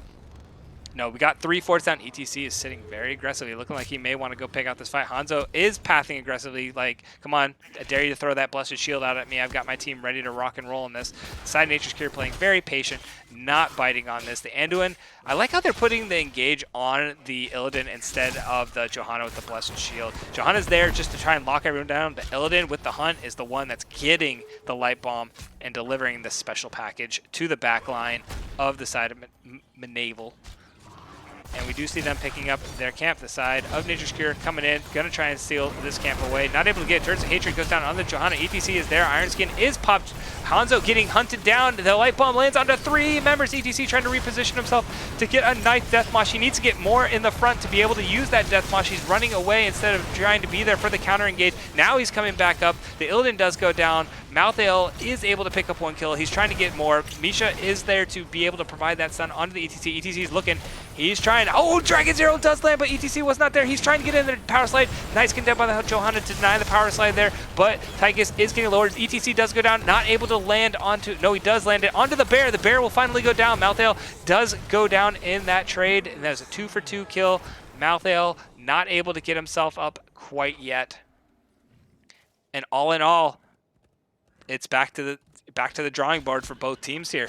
Able to get a 2-for-2 fight going on there. Man, I thought the ETC, if he was just, they were all grouped up like right here, and he was at like quarter health. If he had just jumped in the middle of all 4 and said, here I am, take me, could have maybe landed a 4-man death launch. We'll see, but this is an aggressive play. The Malthael is getting fairly low. Doesn't have any way to get away since he had already burnt the shade, and that is 1 kill. This could be a 2nd kill being picked up. Hanzo able to get himself away with the passive, but nice pickup and camp steal coming out of Nature's Cure. That's going to give him a nice little advantage before the Mephisto is able to get himself back online. Meanwhile, Malthael still waiting to come alive due to the fact that he's got no one can stop death. So he takes a while to return if he doesn't have that available to him. But we do see this keep getting siege up. ETC is back, able to provide some sort of defense there. They should be just targeting the minions. ETC is looking like he wants to potentially push past, but this keep is continuing to lose as much health. All right, it's getting down to about a sneeze's worth of health right now. So that thing is going to go down. So this is it right here. They've got a delay. It's a frozen Punisher. The keep is pretty much gone. Mephisto is not online for 9 more seconds. I don't know if they're going to be able to get Mephisto up here. We'll see. I mean, it's getting picked up as pretty much as fast as it can right now. So it's at 15. Mephisto is on his way. It's going to be at like 30, 35 when Mephisto gets here. It's going to be close. But they don't necessarily have to get the Punisher, they just have to win the team fight. But it's at 23 right now. It did get slowed down. ETC was able to buy a little time. Mephisto is here now, so it's right about that 28 when Mephisto arrives. The fight is waiting. Dirt's Hatred does land on the Anduin. They caught the Anduin out. Anduin getting very low. Last race does go down, but the Anduin dies before it is able to proc. ETC is now in. The Illidan is able to jump on the backline. Does not have the light bomb due to the fact that Anduin did go down, and now they're trying to just get everything they can. That is Malthael sitting in the backline, just trying to put all that damage down. Play the game coming out of the Hanzo there, able to get the Illidan fairly low. Mephisto doing everything. Malthael doing everything he can, but ultimately trades his life away as well. But they should be okay. He has no one stops death. He is able to get himself back. They do have 5 to defend against this defenseless Nature's Way with no Anduin there. This Punisher will pick up the keep for sure, but that should be all it loses. Meanwhile, Mephisto uses the shade to be able to get the Punisher in a little bit closer, trying to pull him down towards this Miz keep, unable to do so. We do see the Malthael being in position, like, guys, I may want to fight this if we can get this Punisher down a little bit, but Nature's Cure says, nah, we're backing out. We want to just take what we can get. This Punisher is going to continue to beat up this team. The shield should stay perfectly healthy, so ultimately just a keep pick up. We are now in 24-minute game. I don't anticipate these teams are going to fight it out, considering it's a 5-5. Maybe if the side of Mnaval can find a fight before Anduin gets to the team, but I don't believe he can. Like, Anduin's running all the way down there as fast as he can. The rest of the team sieging up this mid lane, clearing out all these minions. And so it's just going to be a minion camp battle and trying to clear a lot of this macro pressure that has been put on the side of Mnaval. They've got to deal with a lot of these camps and minions that are just pushing in all their lanes. There's going to be constant top lane pressure going on here. But they do have this bottom fort, which is their win condition if they ever get a really good fight. The next objective is going to be over mid lane. Again, it's not necessarily game ending if you can pick a good fight. And it will be that Arcane, more than likely that Arcane Punisher coming out in the mid lane. But pretty much, I mean, it's the success stories coming out of Mnaval is if they can find that Anduin. If that Anduin's just being a little too aggressive and the Dirt's oh, Hunt going in from the Illidan, the Light Bomb does connect, and that is a good wombo combo coming out. The Mnaval is not able to keep himself inducing damage. Now he is. He has got the damage going down. He does have the nano boost, and he is getting in and doing an absolute amount of work. Gets up 3 kills for himself. Hanzo's like, yes, let's go get this Anduin. Mnval's like, no, I'm going to back off. Man, you saw the wombo combo come out, the Blessed Shield, the Illidan Hunt in, the Anduin Light Bomb, and it looked like that was just game over. But the Death Mosh was able to prevent the rest of the team from dying there, and then the Mnaval popped off with the nano boost. So good pickup from the ETC. I believe it only landed onto the Misha and the Johanna. I'm not entirely sure who the Death Mosh was all on. I think it was just those two, but the Mnaval was untouched, got the nano boost, turned it right, like it was like Anna's like last thing before she dies, like here's your nano, and Mnaval just was able to pop off, and that is what a nano boosted late game Mnaval is able to do, especially paired with the Mephisto. I mean, let's look at this damage coming out right now. Mephisto's sitting at 135, Malthael's second at 93, so they're both coming on, but look at the damage numbers coming out of the side of Mnaval versus the side of Nature's Cure. Like, it's insane the amount of damage that they're able to put out now. They just got to put it on the right targets, and when they do that, they're going to start getting themselves back into this game pretty quickly.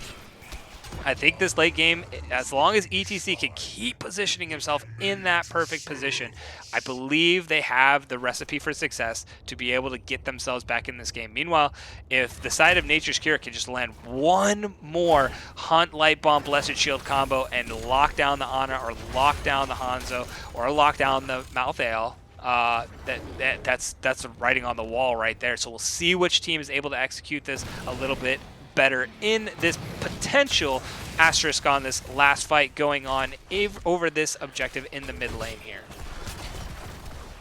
Home team just kind of setting up, waiting for triggers being pulled. Ooh, Durance Patriot did get popped onto the bear. That's a big cooldown. It's not up for another 45 seconds. Mnaval getting rooted out here in this top lane. Hunt going down. Mnaval is just gone, and the rest of the team has to run. He does have no one stop set, so he will get himself back to the fight. Mephisto doing all he can to get the damage on. EC landing a mosh onto Johanna and the bear there. Anduin does get return fired on, and the ETC trying to just get everything. Mnaval is now coming back. It is a 5v4 situation, so Anduin just nice counter engage from the Mephisto to be able to, you know, even though Mnaval was just targeted out so heavily there, he was able to get himself back, and Mephisto and Hanzo were able to find that kill.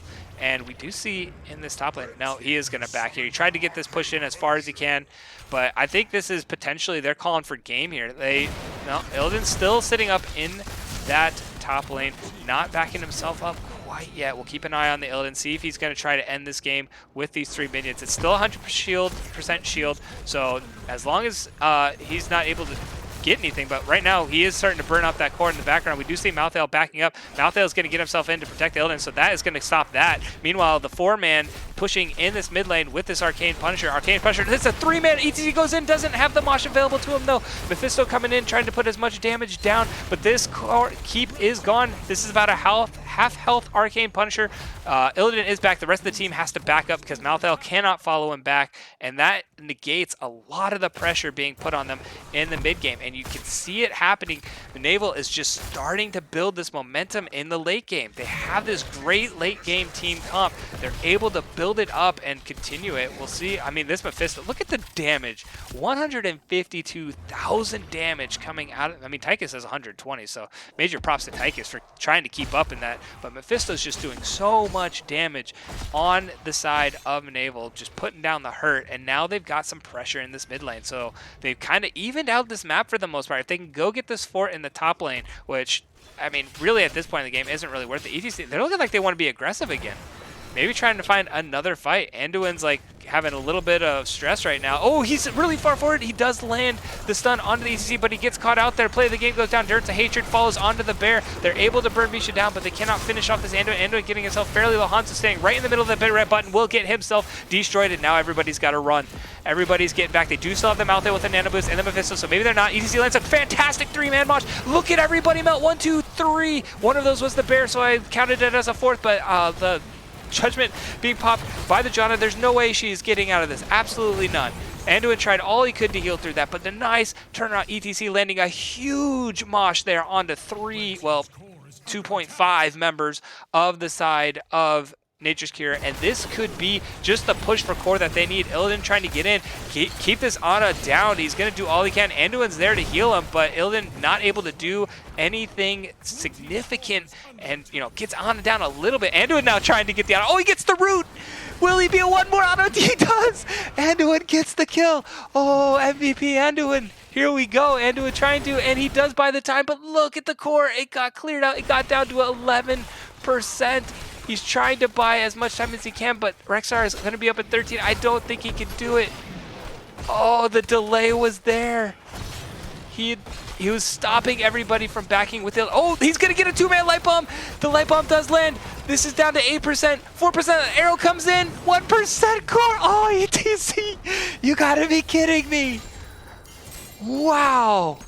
That finish. Holy moly. We get a game 3. Oh, sorry. I gave the win to the wrong team. That's not a 2-0. It was so close to being a 2-0. 11% on the core, and then Anduin heroically defending by himself, essentially. Illidan was trying to delay as much as he could. Anduin almost landing that 2. If that 2 light bomb had landed on both of them, they may have done that and ended up winning that game. Like, it was so close, and Anduin went in with the light bomb, only was able to connect on one. I think it was the Hanzo, maybe it was the Mnaval. I was trying to follow all of that. That was absolutely insane. Game 2. Holy cow. And now we got to go with a game number 3. I'm excited. Look at the amount of deaths that was in that game. 53 combined kills between these two teams. I don't think you could ask for a better game than what you just got. 31-minute Infernal Shrines game. These compositions were so nutty. Oh, I'm so glad that I got to pick up this series. Like, holy moly. Just looking at the damage, I mean, that's all we can really look at right now. We can look at the healing. The healing was done well by both healers, but the damage coming out of the Mephisto and the damage coming out of the Malthael was just nutty. Absolutely nutty from both of these teams. I was insane. I mean, 34,000 experience. So you could look at all these stats and be like, holy cow. I think ETC getting 0 kills is probably my favorite one. But I mean, ETC, they were able to find a way to get that ETC in position. ETC came online. He had that one fight where I was like, oh, maybe if he got in there, he could have used the death mosh. And then from then on, ETC came online. Like, he was hitting his power slides. He was hitting his moshes. They were on point. He got his death moshes on the right people. Malthael was able to get himself. I mean, there's so many fights in that game that you could look at and be like, okay, Anna's the MVP of this fight because she got the nano boost off on the Malthael as she died, and Malthael was able to single carry that fight and turn that fight around. Or Mephisto was able to get himself on top of an ETC mosh with super low health and able to kill 3 people. Or Hanzo landed that last auto attack on the Anduin over the wall to be able to snowball the game even further. I mean, even on the other side, Illidan getting light bombs down onto the back line. Like, just there's so many team fights to dissect and say that was amazing. But I mean, you got to give it up for both these teams here. And I'm super excited that we're going to go see a game number 3. I don't have any indication what map we're going to yet, so let me get you back over to the map screen. I know it's been an hour and 20 minutes and we've only played 2 games, but I'll get you back to the map screen. You can see what's gone on so far for those that may be joining in a little bit late. You've missed an awesome series so far, but don't worry, we've got one more map coming forward for you guys. Nature's Cure was able to get the win on the first map, going to Smite of the Queen. And then game 2, we went to Infernal Shrines, a long Infernal Shrines game, but Mnaval able to find a way to get that win. Just didn't give up, just keep fighting back. They could have thrown towel in at any second. So looking at these maps that we got remaining, we got Dragonshire, we got Towers of Doom, we got Battlefield Eternity, and Alternate Pass. Like, 3 of those I love to cast, and one of them I'm like, please don't pick that map. I'm not going to tell you which, because then I'm going to jinx it, and we're going to go to that map. But 3 of those I absolutely love casting and think would be an awesome game 3. for these two teams for sure. One of them stands out in particular. I really hope we go there, but I haven't gotten any indication yet from these teams. I know that the side of Nature's Cure elected to go with first pick, so this does give map pick over to Mnaval. They picked Tomb of the Spider Queen, so a much smaller map, much more team fight heavy map. So if we wanted to go with that again, we may see like a Towers of Doom, or we could see a Dragonshire. If we're going for the bigger maps, the Infernal Shrines, which Nature's Cure did, picked, but the side of Mnaval did very well on. That's where we get to the Altaric Pass or the Battlefield of Eternity. So I'm just kind of sitting here waiting to see where we go for this game 3. I'm like ready. I know that what these teams are probably like standing up, jumping around like, whew, I got to get those jitters out, man. Get my mind ready for a game number 3. There's so much adrenaline flowing through these veins on both these teams. But yeah, I'm just browsing through chat real quick. It seemed like there wasn't a ton going on, which is fine because I'm guessing everybody's just so invested in the game going, oh my God, this is just going absolutely back and forth. Going back to, I think I asked this question as we were loading. I believe it's entirely possible lethal damage to be dealt to 2 cores on the same tick. Multiple events can be resolved simultaneously, so maybe. Maybe. Yeah, I don't know if anybody's ever found out if you can actually end a game in a tie on Heroes of the Storm. Let me know. I would agree with that. Like, there's the potential for a tie. Overwatch, I see the Overwatch comment. Yeah, that's super rare that there was a tie. So possibly. That was amazing. I thought for sure the cats would kill red. Yeah, I was curious why the Illidan and Anduin were going in there. I saw the catapults doing the damage. I saw the core taking down. I was like, maybe they got this. It just seemed like the minion wave spawned at the perfect time to be able to stop those katas at 11%. And yeah, it was just absolutely nuts. And Death Metal MVP coming out from Duckiest Titan, absolutely. Death Metal coming in huge in that late game, absolutely landing some significant death metals. I think he locked down one of his death metals for sure, locked down 2 members to keep Malthael alive and doing his thing, his Malthael late game Malthael thing, which turned a fight around for sure. And then the last one wasn't even a death metal. The last one was just a beautiful 3-man mosh that nobody was able to interrupt on the side of Nature's Cure. But getting a couple picks onto the Anduin, I think, were absolutely key in some of those team fights for sure. I thought they were going to get him one time, but they didn't. But here we go. We are going. I know where it is. Mnaval is going to take us over to Towers of Doom as our final map. Let me get that updated for you all, which is going to be, I mean, with this series, it's going to be really interesting ending this game on this series on Towers of Doom. Like, it's just going to be nutty. Both these teams back and forth. I fully expect just a repeat of what we saw last game. Both these teams just like, no, we're going to fight. No, we're going to fight, and just punching each other all over this map, down to potentially the last. I wouldn't be shocked at all if we got down to a 6-on-4 core, core game or something like that, where it comes down to the wire yet again. But I'm curious to see if there's any changes that we're gonna see in these drafts. I don't know if we're gonna see the Mephisto again, because that Mephisto did work, but the Malthael and the Ana Nano boost was just as much work. So who knows what's gonna get banned out here? I mean, the bands that came out initially with like the Lost Vikings, this is a good Lost Vikings map, so we could absolutely see the Lost Vikings getting banned again. Uther was an instant ban from the side of Nature's Cure. We could see a repeat Uther ban.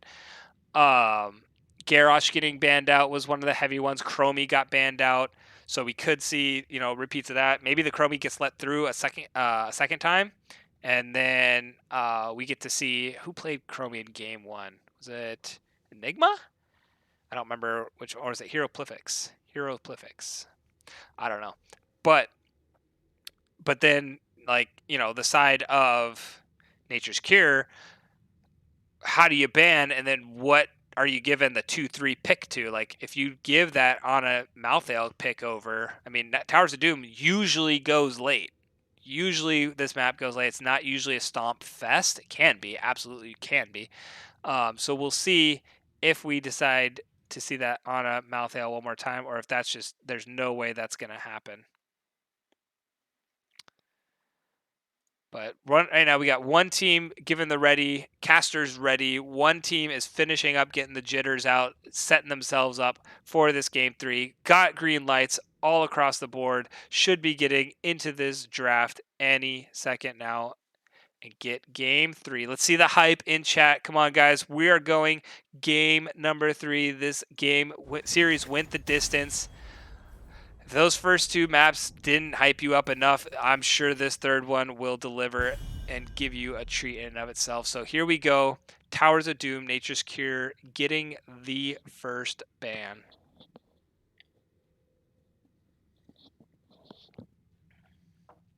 Taking their time, thinking about how they want to approach this. I mean, I'm expecting they possibly go the same route. Like, they had a very good game 2.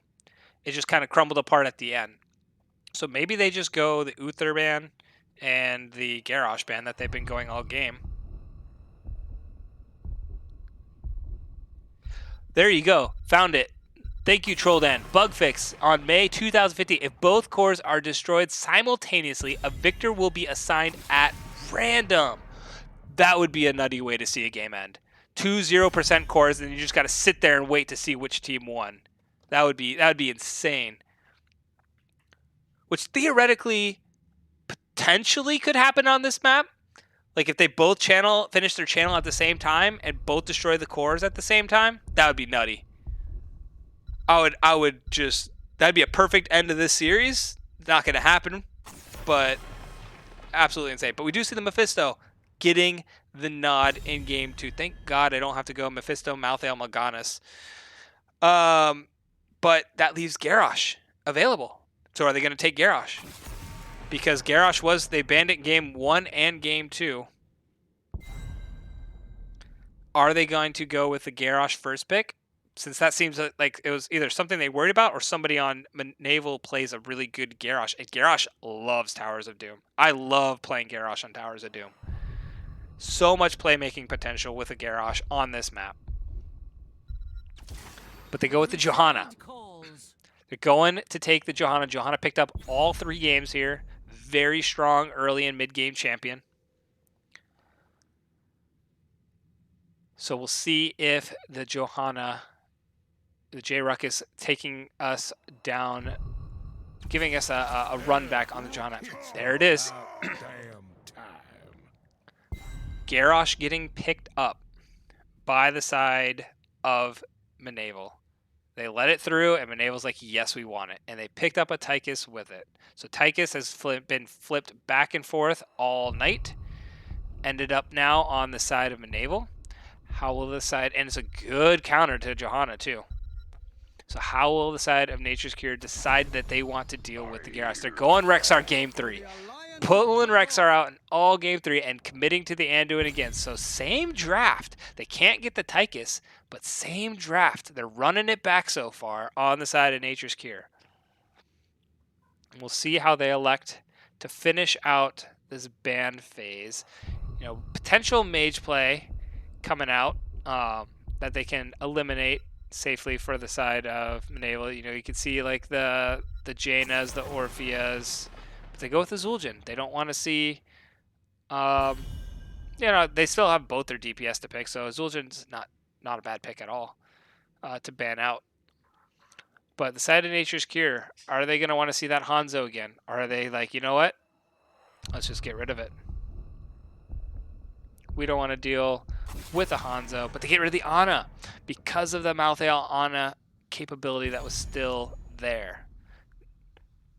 I understand that fully. That was terrifying to deal with, and probably was a large chunk of why they ended up coming back in that late game. I mean, for sure. I was talking about all the plays that you could talk about in this game. What about that play? I forgot about that play bot lane where Ana landed that 2-man sleep dart in a choke point and completely turned the fight around when they were literally running for their lives. And then Malthael was able to land just a perfect combo onto those two members and just instant delete them because Ana landed a 2-man sleep dart.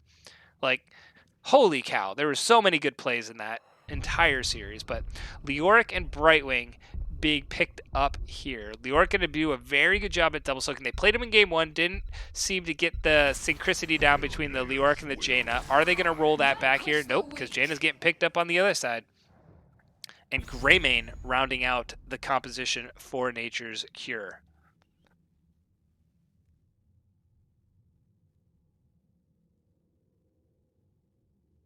Oh, I just saw that thing by Trollan. Please note, randomly assigned victory fees intended for a temporary solution. Eventually, they want to do a draw in future. Oh, so do they do draws now? That would be crazy. Deathwing being picked into Greymane. Okay. I mean, I like Deathwing games. I love Deathwing games. You know, Deathwing's just got to be careful and respectful of the cursed bullet. You know, be like, Brightwing, take a shot for me. But, you know, outside of that, they don't really, like, Jaina doesn't really tear through Deathwing that quickly. Rexxar doesn't tear through Deathwing that quickly. So, again, if it gets late enough in the game, I really like what's coming out of Mnaval again. I mean, I think Nature's Cure have an excellent draft as well. They ran it back and then they just changed out their DPS. Instead of the Illidan and the Tychus, they got Greymane and Jaina, which Jaina's going to be able to provide a lot of burst damage in that, like, mid game is what I'll just call it. She's not going to be able to do much in the early game. Like, they don't have a composition built around making Jaina successful in the early game. So early game is definitely going to favor Mnaval. With the picks of the Garrosh and stuff, but that mid game, Nature's Cure, as long as they can stay with it, they will have the advantage until it gets super late. And then once it gets super late, I throw the advantage back over to Mnaval. So I'm thinking this is going to be a very close series. Let's get the cheering going in the chat. If you're a fan of these two teams, make sure you make it known. On the side of Nature's Cure, we got Noel Sanka sitting on the Rexxar, Jay Ruckus on the Johanna, Heroes Plifix on the Anduin, Enigma sitting on the Greymane, and Sailwater on the Jaina. On the side of Naval, we've got Seer sitting on the Deathwing, Shot Down 007 on the Leoric, Realistic sitting on that Brightwing, the only Navi sitting on Garrosh, and Silentix sitting on the Tychus. Garrosh throwing the Misha. Misha should be able to get himself away. Oh, Misha getting low. Misha getting blown up, but Tychus going to trade his life for a bear and getting locked out himself. Nice trade away. You know, sacrificing a bear for another player is always a good trade, in my opinion. So, great pickup there coming out for the side of Nature's Cure, getting himself off to an early 1-0 start, and the bot lane is where we are going to see all of this action coming out. Deathwing going to join the 4-man in the bot lane, going to be able to put down a lot of crowd control and going to be able to put down a lot of damage as well. Leoric going to be on double soak duty. Jaina rotating up. They're trying to get some sort of gank down onto this Leoric. Leoric's having nothing of it, having able to walk himself out of harm's way, and both teams going over to pick up their pumpkins in the bot lane. That is the story of this map. Getting those pumpkins on a timer, getting them pushed in, keeping your team even in experience, trying to get the other team's bot lane under control so you can control the other team's pumpkin camp. That's pretty much all Towers of Doom is about, and then watching these double soakers just go back and forth. But we're going to stay pretty much in the bot lane right now. Each team getting ready to siege up the pumpkins, maybe see a fight develop. If there is a fight on Towers of Doom, it's usually around these pumpkins. Each team throwing out warning shots, setting up some fireworks for a potential fight here. Fortunately, Greymane not able to do a whole lot. Garrosh throwing the Johanna. Greymane's like, cool, I'm going to jump in now. You don't got that throw. And we do see the side of Mnaval getting pushed back a little bit. Nice counter stun by the Deathwing there. Able to get some damage going down, but unfortunately he's very low on lava, spending the last little bit of it to burn some of those minions. But this camp, yeah, Rexxar's fallen a little bit behind. And like we said, you know, we saw this matchup, the Rexxar Leoric matchup in Tomb of the Spider Queen. And I said if it was They're in the bot lane. Ooh, nice pick onto the Johanna. The Iron Skin is already popped. The Anduin does be able to pull the Johanna to safety. Now Greymane jumping all the way in looking for the Brightwing pick. Graham is going to get knocked up from the Garrosh there. Brightwing teleporting back in onto, I believe it was the Tychus there. The Greymane doesn't look like he's topped off very much further. Nice polymorph coming out onto Misha, making sure the stun doesn't hit, but Tychus goes down anyway. A good rotation coming out of the Rexar there to make sure his team is getting that kill. Another kill going in favor of Nature's Cure. But Leoric gonna go do this soaking thing, get himself as much experience as he can, and like I said, on Tomb of the Spider Queen, I believe the double soaking definitely favors Leoric. If they can get into a fight in one lane, Rexar wins, but if it's got to be double soaking, Leoric's gonna do it just that much faster. Nice. He didn't quite get him all the way back to the wall there, just a small throw. Deathwing doing what he can to delay this fight. Jaina getting herself just interrupted left and right. Leoric is rotating down. Rexar is not committing to this, so we still might see a 5v4 situation in this bot lane. The entire side of Nature's Cure haven't committed to this fight yet. Greymane rolling in aggressively. Johanna getting thrown all the way in. Leoric is here now. They've got to get themselves out. Anduin able to pull Johanna to safety. Greymane can roll himself out if he went the Invisible Talent level 4. He did. He's going to get himself no problem at all. And Leoric losing out a little bit on the experience due to the fact that now Rexar is here. Leoric's rotating out. Rexar's rotating in. Brightwing able to finish the channel off. And so she's able to get the rest of their team to safety. And that is 2 shots to 1 in favor of Mnaval, getting the early advantage. 8 core shots to 4 core shots. And now both teams gonna go up and pick up their respective pumpkin camps.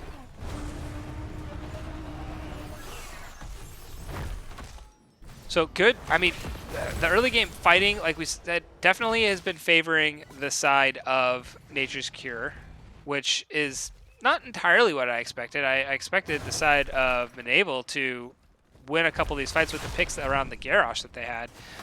Unable to do so, though. So now, we're getting into this mid game where the composition, once 10s come online, I expect the composition of Nature's Cure to take over the game for sure and be the ones winning a lot of these team fights, which they've already been winning. And it won't be until really late in the game where I expect to see the side of Mnaval come back. But we do see the Johanna getting thrown in, able to pop her Iron Skin and get herself to safety. No problem at all.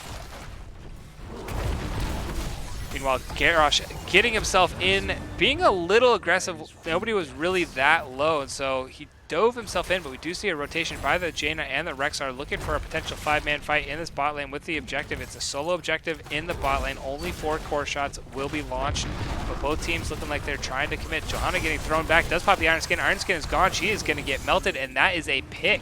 So that is the one advantage of having a Tychus. You can throw the Johanna and get the kill there just because Tychus can burn down that Iron Shield so quickly with the minigun. And so that's a nice pickup coming out of Mnaval.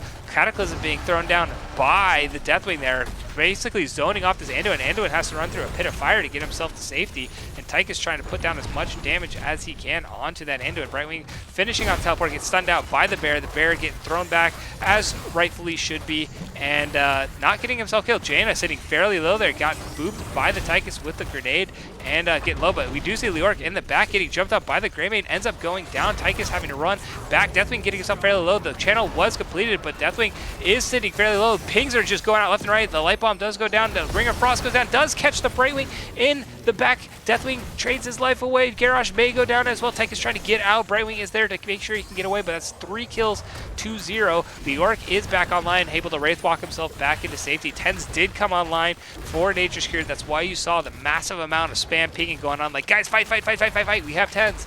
And so let's go over those 10s. We saw a few of them already being popped. Ring of Frost being picked up by the Jaina. Light Bomb by the Anduin. Curse Bullet being picked up by the Greymane. Blessed Shield by the Johanna. And we do see the Boars being picked up by the Rexar. All 3 games. Why change? It's working. Just had a little bit of a hiccup. And it's a nice, pickup by their team. They lost the camp, but they got themselves about a full level experience lead now, and that puts them in the driver's seat in this game number 3.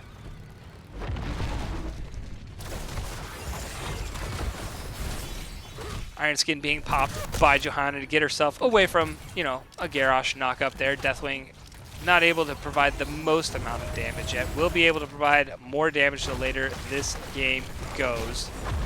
But each team, again, just clearing out pumpkin camps. It's kind of a stale bottom lane right now. There's been a lot of fighting, but neither team's really been able to get much of an advantage with these pumpkin camps. Deathwing can just clear them from safety, but Garrosh going in does land the throw onto the Greyman. Two-man taunt going down, the Tomb goes down, Greyman getting himself pulled away, Johanna popping the Iron Shield, but the Ring of Frost goes down, only lands onto the Leoric. Leoric able to give himself away, Cataclysm dropped, Deathwing doing all he can in the back lane to keep everybody away, but Deathwing getting low himself, Greyman able to keep him down. Tychus having to run himself back to safety, and a lot of fighting back and forth, but nobody drops.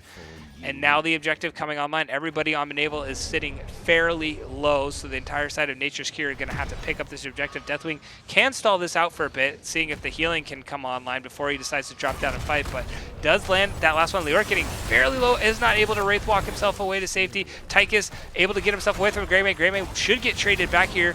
No problem at all. Oh, he's at 33 health, and he gets himself away. Oh, Tychus lands a nice grenade there to be able to finish off the kill. Brightwing able to get that teleport off. Tychus getting inside of his Odin, trying to get himself back to safety there.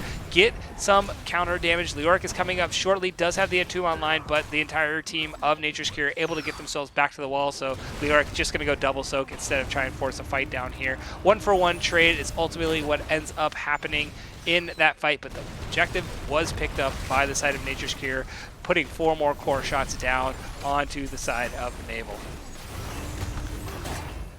With that kill, though, Mnaval's able to get a little bit of siege light. Ooh, Garrosh getting stunned out by the bear there. Pops the Indomitable. Ring of Frost coming out. Does catch the Garrosh and the Brightwing Buster Shield to follow up, and that is going to be 2 quick kills. Johanna unfortunately can't get close enough to land that light bomb there, but Tychus is sitting fairly low. Ping's coming in. They want to follow up. Misha is in position to get a stun. Will she be able to get it off? The Blizzard does miss and does not get the slow onto Tychus, so that is all she will write for that fight, but nice to pick up kills from Nature's Way, able to get some good siege pressure now in this bot lane. They should be able to turn this into a fort pickup. Deathwing getting low due to the cursed bullet there. Greymane taking off the tower shots, and this is going to be a complete objective pickup. Leoric rotating in, going to come and try and save it. The Entomb goes down, misses onto the Johanna, maybe a little bit of a zoning ultimate there, but Leoric trying to come in and get the rest of these kills. Garrosh is here. He's trying to get anything he can. Johanna dismounting the Garrosh. Garrosh will not be able to follow it up. Rexar, meanwhile, soaking up this top lane, getting that lead to now increase to about a level and a half. And here we go again. Jaina, she's 2 for 3 on these Ring of Frost, which is just providing an immense amount of kill pressure for some of these team fights. She missed one of them, but the 2 that she landed were huge, landing on the Garrosh and that Brightwing in the last fight. Oh, a 2-man taunt coming out of the Garrosh. Doesn't have the ability to throw the Jaina, so that will just be a trade of objectives there, and pretty much each team content with that pickup. That will be 5 shots, though, going off for Nature's Cure, since they have this tower here, and only 3 going off for Mnaval. So this objective, this total core damage is pretty close to even Stevens, 27 to 25 there. Pumpkins being picked up by the side of Nature's Cure. They have the 5-man down here. Leoric sitting, farming out that mid lane. Johanna getting thrown back, but Misha able to stun out the Garrosh. Ring of Frost going down. Does not land onto anybody, I do not believe. And they're all able to get themselves to safety. 1 pumpkin shot gets off. 2, nope, it gets killed. 1 pumpkin shot able to get off. Ooh, Commandeer Odin popped by the Tychus, now trying to clear out a bunch of these. Misha gets thrown back into the shots, but not able to get the kill. A nice Entomb coming out onto the Anduin there, but there was really no follow-up that was able to commit. Deathwing trying to burn through the rest of this. Brightwing getting caught out by the Misha, but able to get herself to safety. Misha getting knocked up. Leoric is now coming back to the fight. Deathwing, or sorry, the Greymane did put Curse Bullet onto the Garrosh there, so Garrosh is sitting fairly low, but Brightwing passively will be able to heal everybody back up ever so slowly. Anduin definitely has got the advantage, but a nice another toss going onto the Johanna. Iron Skin able to get herself back to safety. Meanwhile, Leoric is going to go soak up that minute. Brightwing, be careful! Oh my god! Brightwing was so close to going down there due to the Blizzard. We have a 3-man objective, or 3 objective coming online, but Mnaval able to chip away at that experience lead. It was a level and a half. Now it's sitting only about a half a level, 3/4 of a level, somewhere in between those two.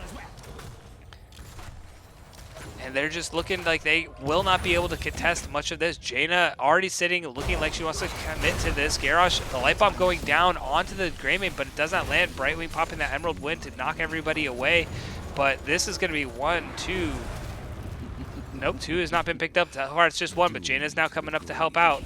So Leoric's got to be very careful. Blizzard landing. Leoric trying to get himself. Oh, that's the burst of a late game. Jaina coming out strong there. And Leoric just absolutely melting. This allows them to be aggressive on this third. This could be a huge play by Nature's Cure if Mnaval cannot find a way to turn this fight around. Jaina is sitting a little aggressively here, caught out by the Anduin, so she can't get herself back to safety. But nobody's really, they're just, as a team, zoning everything off. Misha does end up getting thrown to her death, but that was 3 objectives all picked up by the side of Nature's Cure. Who's knocking up Misha? That's just weird. I agree. The way I say it is definitely weird thinking about those kind of things.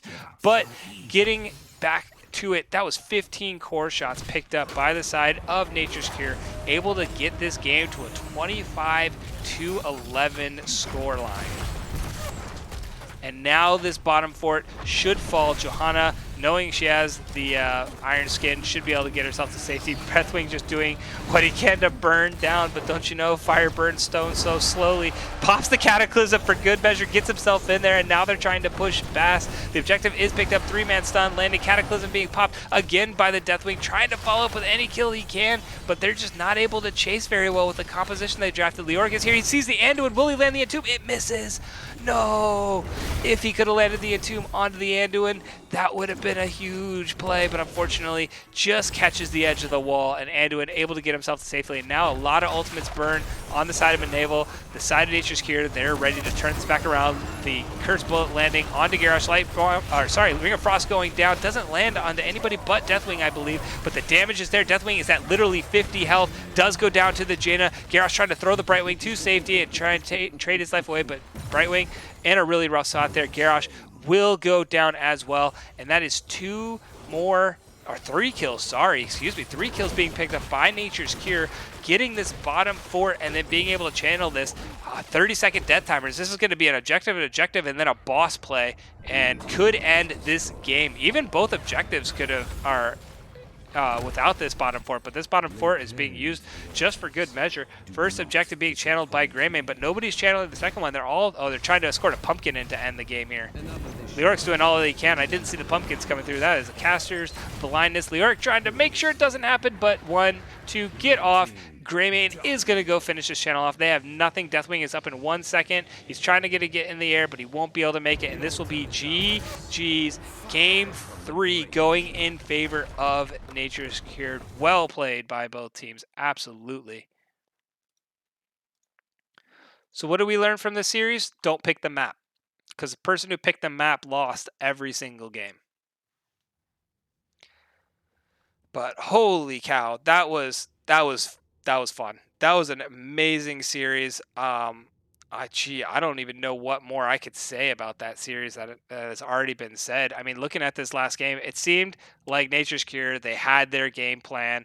They were able to disengage so well in that mid game, and I knew the mid game was their strength, and it just never really got to be. Once they got that bottom fort with a triple objective, that's so much damage that we never got to that super late game where the side of Mnaval would come back online and start giving a run for their money.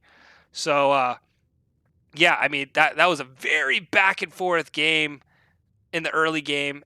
Started getting out of control in that mid game when the side of Nature's Cure's comp came online, started to spike a little bit, and they played it so well around that mid game that they didn't even let Mnaval get to that late game that they were trying to get to. So good games all around. I'm gonna go message Sailwater, see if I can get an interview with our champions. Hang tight, everybody. Let me see if I can get them in here. He said, it's all right. I'm going to get one of the guys. I don't know what that means. I think last time I did an interview with Sailwater, so I got to pick another one, or they're going to send another one to me. So let me get into a different lobby. Wow, instant. Hello. Hello there. Who is this? Who do I have the privilege of speaking with tonight? This is Hyro, the support player for Nature's Cure. All right, this is Hyro, whose night was just gotta be absolutely insane with all 3 of those series. But congratulations, GG's, well done by Nature's Cure. How are you guys feeling right now? Honestly, it's relieving. I felt like we put so much energy into that Shrines game. Anytime a map goes 30 minutes, it's just a staring contest to see who blinks. Unfortunately, we made some interesting calls towards the end there, but gosh, it was good to just kind of shake it off and pull out a game three win. You're getting some shout outs in chat right now. Heck yes, Nature's Cure. Ruckus, can you sign my baby? You're gonna have to go ask Ruckus if he can do that after the game. But yeah, I mean that game too. We'll get to game two. I gotta. It's been a marathon, almost a 2 hour session. So we got to go all the way back. First and foremost, back to Tomb of the Spider Queen, Great. being picked up by the side of Mnaval. You guys had first pick. Talk to me a little bit about just overall what came into your guys' strategy, how you decided you wanted to approach that map. Well, it seems like no matter what we do, we catch a lot of Lost Vikings fans. And then we were a little surprised that they gave Noel Rexar all three games. So we're just kind of like, we take those. Yeah. So that's kind of the feel. And then we also somehow got Chromie in that game. So I'm trying to remember the draft how it went, but I felt like we kind of got a lot of comfort picks. I know Chromie was just recently, in air quotes, tuned, but it felt like she's still pretty much going to carry a game if you let people take her. And then there was just a lot of synergy with the Carrigan follow ups and then the silence and yeah. I mean, when you guys were drafting that, were you guys sitting there going, "Hey, let's just get this really ridiculous lockdown chain where we've got like the Rexar stun with Misha, the ETC power slide, the what? There's so many Kerrigan, and it wasn't Anduin in that game. I can't even remember back, but there's just this massive crowd control chain that you guys built up. Was that always part of the strategy? Honestly, that's kind of just fortunate for us that Sailwater. He's like an insane Kerrigan player. It's a huge comfort pick for him. Sukhov's probably my most comfortable support personally. Chromie's just a god. He puts hands down. It's pretty hard not to follow up with that. And Yeah. then XR, you're right. I mean, it did feel that way. Every single player on the team had some pretty hard CC, and we just kind of, called somebody out, and it seemed to work out for us. That I'm trying to remember back to that game. There was definitely some pretty harrowing moments. It could have gone either way around some of those boss fights. So obviously, shout out to the opposing team on that one. Yeah, yeah. I mean, the first game, it felt like all three of these games there was back and forth for sure, especially in the early parts of the game. It felt like towards the two big things I really noticed was one, just the coordination your team had in that first game with the stun lock potential was insane. Like, I don't know if you guys are calling that like I'm stunning now, I'm stunning now, I'm stunning, or whatever it was, but it was awesome watching those stack on top of each other and being able to lock down a person for like 5 seconds. Um, Yeah. So and I don't know. Some teams might do things one way, some teams might do the other. We don't necessarily have like a set shot caller. It's kind of just like a hey, if you see an enemy on a position you think you're going to land the first CC of the chain, let us know who it's going to be on, and then we all just kind of follow up. So that's kind of how we go about it. yeah, I mean it's super effective. But the other story of that game before we move on to another match was the denial that you guys had of the turn-in potential from the side of Mnaval. It felt like there were at least three different times where somebody on Mnaval died with like 30 gems, and you guys were able to deny the turn in. So I think that just the amount of pressure you were able to create with not only getting the objective yourself but denying them. I don't know if that was like a focus for you guys, like, hey, let's just find who's got the biggest gem count and go kill them. But it seemed to work out that way. Well, yeah, I think part of that was at least the first couple of times was that just Rexar is such a house. You just it's so hard to get a turn in while Rexar is able to just soak the lane while Misha stops you from turning in, and it just kept that Leoric on 30, 35 gen, so that when we finally did eventually rotate up there, he was just looking pretty tasty. Yeah. All right. So game one, well played. They elect to go first pick. You guys get second map pick. You take us to Infernal Shrines, and I mean that map happened. That was just awesome in its That felt own like a right. clash. It Truly, I mean, it sucks to lose, but just being a part of that match was pretty epic, all things considered. I mean, I wish everybody that was playing Heroes right now could have watched that match, because that was just an absolute treat of a match to be able to, for me to cast, but for everybody to be able to watch. That was insane. I mean, I was telling everybody there were so many plays that made by both teams that it could have literally ended at either way from like minute 15 on. and just Truly. I mean, we could try and dissect all those, but I don't think we have time. So I'm just gonna go into more of the all right. How did you guys decide to approach Infernal Shrines, knowing that they played a pretty good game one? You guys didn't change any bands. You just kind of went with the same strategy, but you took a lot of picks away from them since you had first pick. True. It seemed like we just noticed with the small amount of information we could get on them. Obviously, there wasn't a ton of like data. We just saw that they seemed to really favor like Uther Garrosh comps, so we just wanted to take that away from them and make them kind of play something that are a little out of their wheelhouse.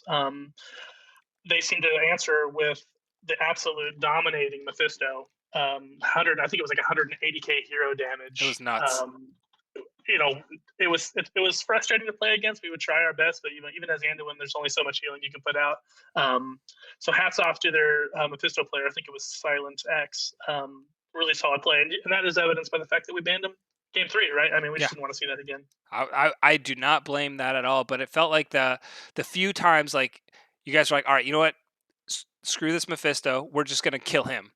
Like every time you'd get him, then you'd have to worry about the Ana Malthael, and Malthael would just come in Oof. and do horrible, horrible things to the entire team. So it's just like, oh, where do like it got to a point where it's like, where do we go? We can't kill ETC because he's got Death Mosh. We can't kill Malthael because he'll just come back with for at level 20. And if we can get Mephisto, that's great. But then we burn everything, and they've got so many other people. That's talking about all of them. We're not even talking about Hanzo, who Yeah. did his own thing too. So it was nutty the amount of weapons they had. You But bring up a good. We'd have to burn. We burned so much of our kind of jet fuel getting back to the Anna with like the light bomb Illidan combo that by the time we did finally secure a kill, you're absolutely right. We would look back and go, "What is going on behind us?" And Rexar is being chased back to keep. Or it did feel that way. We got pretty thin in those fights, but at the same time, when you're playing against an Anna comp, you can't just let her sit back there and free cast. exactly. So I mean, like I said, we talk about all the fights, but let's go to the end of the game because that's Oh where the most gosh, fun. I mean, it was fun all through it, those but there's catapults down. The Winions did not win it for us. I know, but I mean, like, Sailwater was sitting on the Illidan, like trying to push it in. Malthael responds, so then we commit back, and then I don't remember who got caught. Somebody got, or no, it was you and Illidan trying to defend against three, and then the Winions were going in, and I swear it was if you went in with like this light bomb core defense, and if the light bomb had connected on the two, it was like that could have potentially Dude, been the defense yes, kind of deal. Like that's how close I felt that last game was. I was trading lows with the Anna, and then it was just one of those things where you kind of are like checking out. You're like, okay, there's no way, and then all of a sudden you get another kill, and you get another kill, and you're like going to the light bomb, and you kill everybody. And you're like, hold on, maybe I can pull this out, and then you're like, no, that was a close one. Just like you said, an archetypal kind of epic heroes of the storm map. Anytime they go 30 minutes, it's going to be good fun. Yeah. So, all right. I mean, let's just skip past game two because that was awesome. Game. How do you? First off, what did you guys decide to do in response to that game? I mean, we saw the Mephisto ban for sure, but how do you collect yourselves? Go to Towers of Doom and be like, all right, let's just play our game. Kind of recollect ourselves. And how did you approach the Towers of Doom map? You kind of started running it back to begin with. Yeah, so um, props to ourselves. If I'm gonna pat ourselves on the back for not getting salty. It's easy to get a little crispy after a tough loss on Shrines. We really did a good job of shaking it off and just kind of sticking to what we know works for us. Obviously, they gave us Rexar.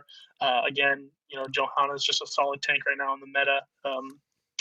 Obviously sought after by both teams. They took it game one. So then we just saw the Garrosh, and I liked Anduin, and then we had both of our damage picks ready to kind of see what they did, and it was, I think, yeah, they just showed a really kind of a beefy front line, and we just decided to kind of win the four man. And it looks like with the combined damage of Jaina and Greymane, that kill potential was just kind of wild. And then I think they kind of just seem to struggle actually locking us down. I'm not, I'll shout out myself for getting a couple of leap of faith Oh, in that game. absolutely. That didn't really happen in the Shrines game. I was kind of frustrated with myself. I almost went back to my Stukov comfort pick, but I kind of said, you know what? No, we gotta run this Anduin back, and no, it worked out. They just kind of let us get bot lane, and then just never really. We just decided not to let them take it back, and that just kind of worked. Yeah. Yeah, and that points to, the map Towers of Doom, where getting control over that bot lane is for sure. Did you guys ever have any worry when their last pick came in and it was Deathwing, and you're like, well, we've already got Greymane? Was the Deathwing potential even, because that was the whoa, where are they going? Last pick kind of deal. Or were you guys like, okay, Deathwing, we can handle this?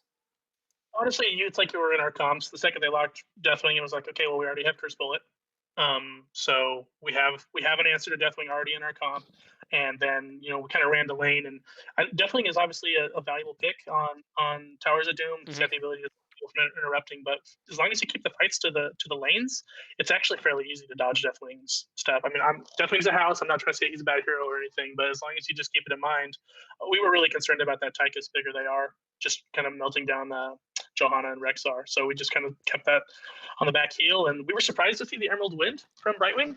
Yeah. So he kind of just became the target. We put a lot of pressure there, and if you looked at the XP, Rexar and Leoric were about identical, Hmm. but it just seems like we won the 2 man and we won the 4 man. It's pretty much you're probably going to win the map in that case. Yeah, I was expecting. I mentioned the Emerald win too. It's kind of caught me off guard. I attributed it to the fact that I think you guys are just showing so much dominance with your engage potential. With one, how aggressively you could play Anduin and land those stuns, and still be safe.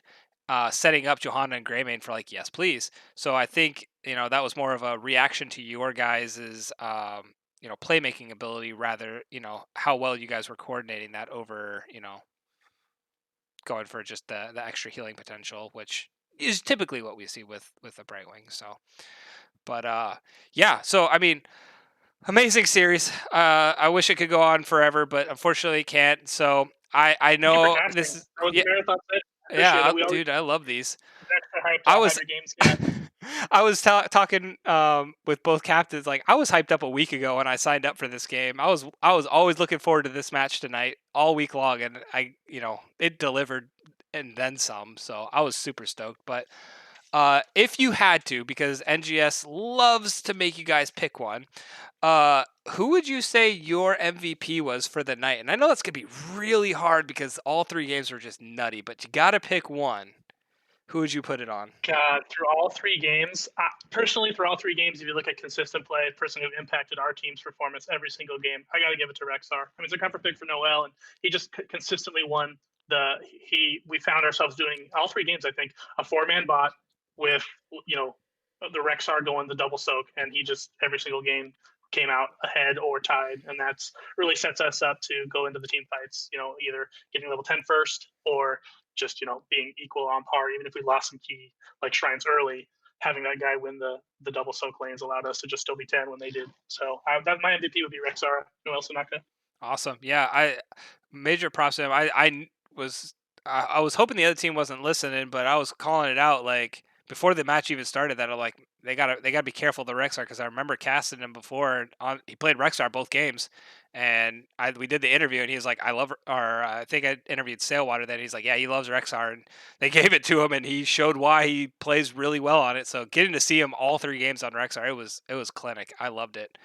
But awesome. So I mean, what I'm going to do now, floor is yours. There were fans all over the place from both teams, but it seemed like you guys had the bigger audience. At least they screamed louder in chat. So, floor is yours. Twitch chat's open to you. Give your shout outs, and yeah. Yeah, obviously big shout out to the fans. It's couldn't have done it without them. There's a lot of people in that chat, I'm sure, who just run with us, either Storm League or Quick Match when we're practicing, warming up, helping. I've had some friends kind of help me kind of learn the ropes on support and doing in particular. That's just I was a ranged main obviously before I started this, and so I couldn't have done it without the colleagues. It's always good to see hype in the Twitch chat. Always good to know that people are watching, and it just definitely adds a little bit of adrenaline, a little bit of excitement to a game that we already all love. So my nothing but love and adoration to the fans of Nature's Cure, and I know we're kind of an unknown. First is our first real you know splash on the NGS scene, so hopefully we can pick up some steam and garner even more support moving forward. Yeah, We like to give the fans entertaining matches. for sure.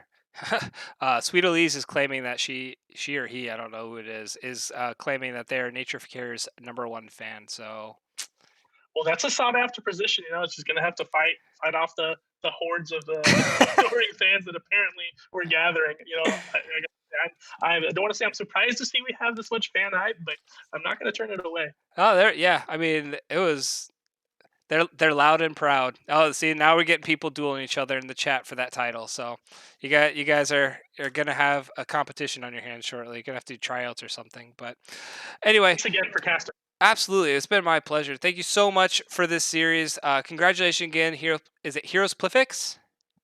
Hieroglyphics. Hieroglyphics, like hieroglyphics. Hieroglyphics. There we go. All right. Thank you so much. Congratulations again on your 2-1 victory. Go enjoy the night with your team, and I hope to see you guys again in the future. Maybe pick up this rematch down the road. Right, the round robin is going to lead to some really exciting rematches. Absolutely. Have a fantastic night. All right, ladies and gentlemen, that was Hyros Plifix. Hyros Plifix, the healer support player for the team Nature's Cure. And man, oh man, I don't know how he could be that calm when they just came away with that kind of a performance. That series was just absolutely epic. I thoroughly enjoyed that. But that unfortunately, but still, what a fantastic way. That's going to actually end my casting for this week. I was looking at potentially getting in on like a co-casting deal this weekend. There's probably like a 5-10% chance that that's going to happen. And I will, send out a notification to let people who decide to follow know that that's going to happen or not. But next week, I've got a couple matches lined up for me. First one's going to be on Tuesday, I believe. So hang in there. Have a fantastic weekend. I'll see you on the other side of it, and I will pick it up on Tuesday with, I believe it's a Division D match. If you liked the casting tonight, please drop a follow, support me, support, I believe it was DB Smiley that rated the channel. Go over, give him some love as well. Drop a follow in his channel. It does some great things for the NGS community, not only casting, but putting out, doing a lot of the behind the scenes work as well. So make sure you go over, give some love his way. But that is pretty much going to be it for me tonight. I'm going to go ahead. We have, I believe, one series still going on. It's another A West division between Lurk Patrol and Boosted Bonobos over on, I believe it is Majesty's channel.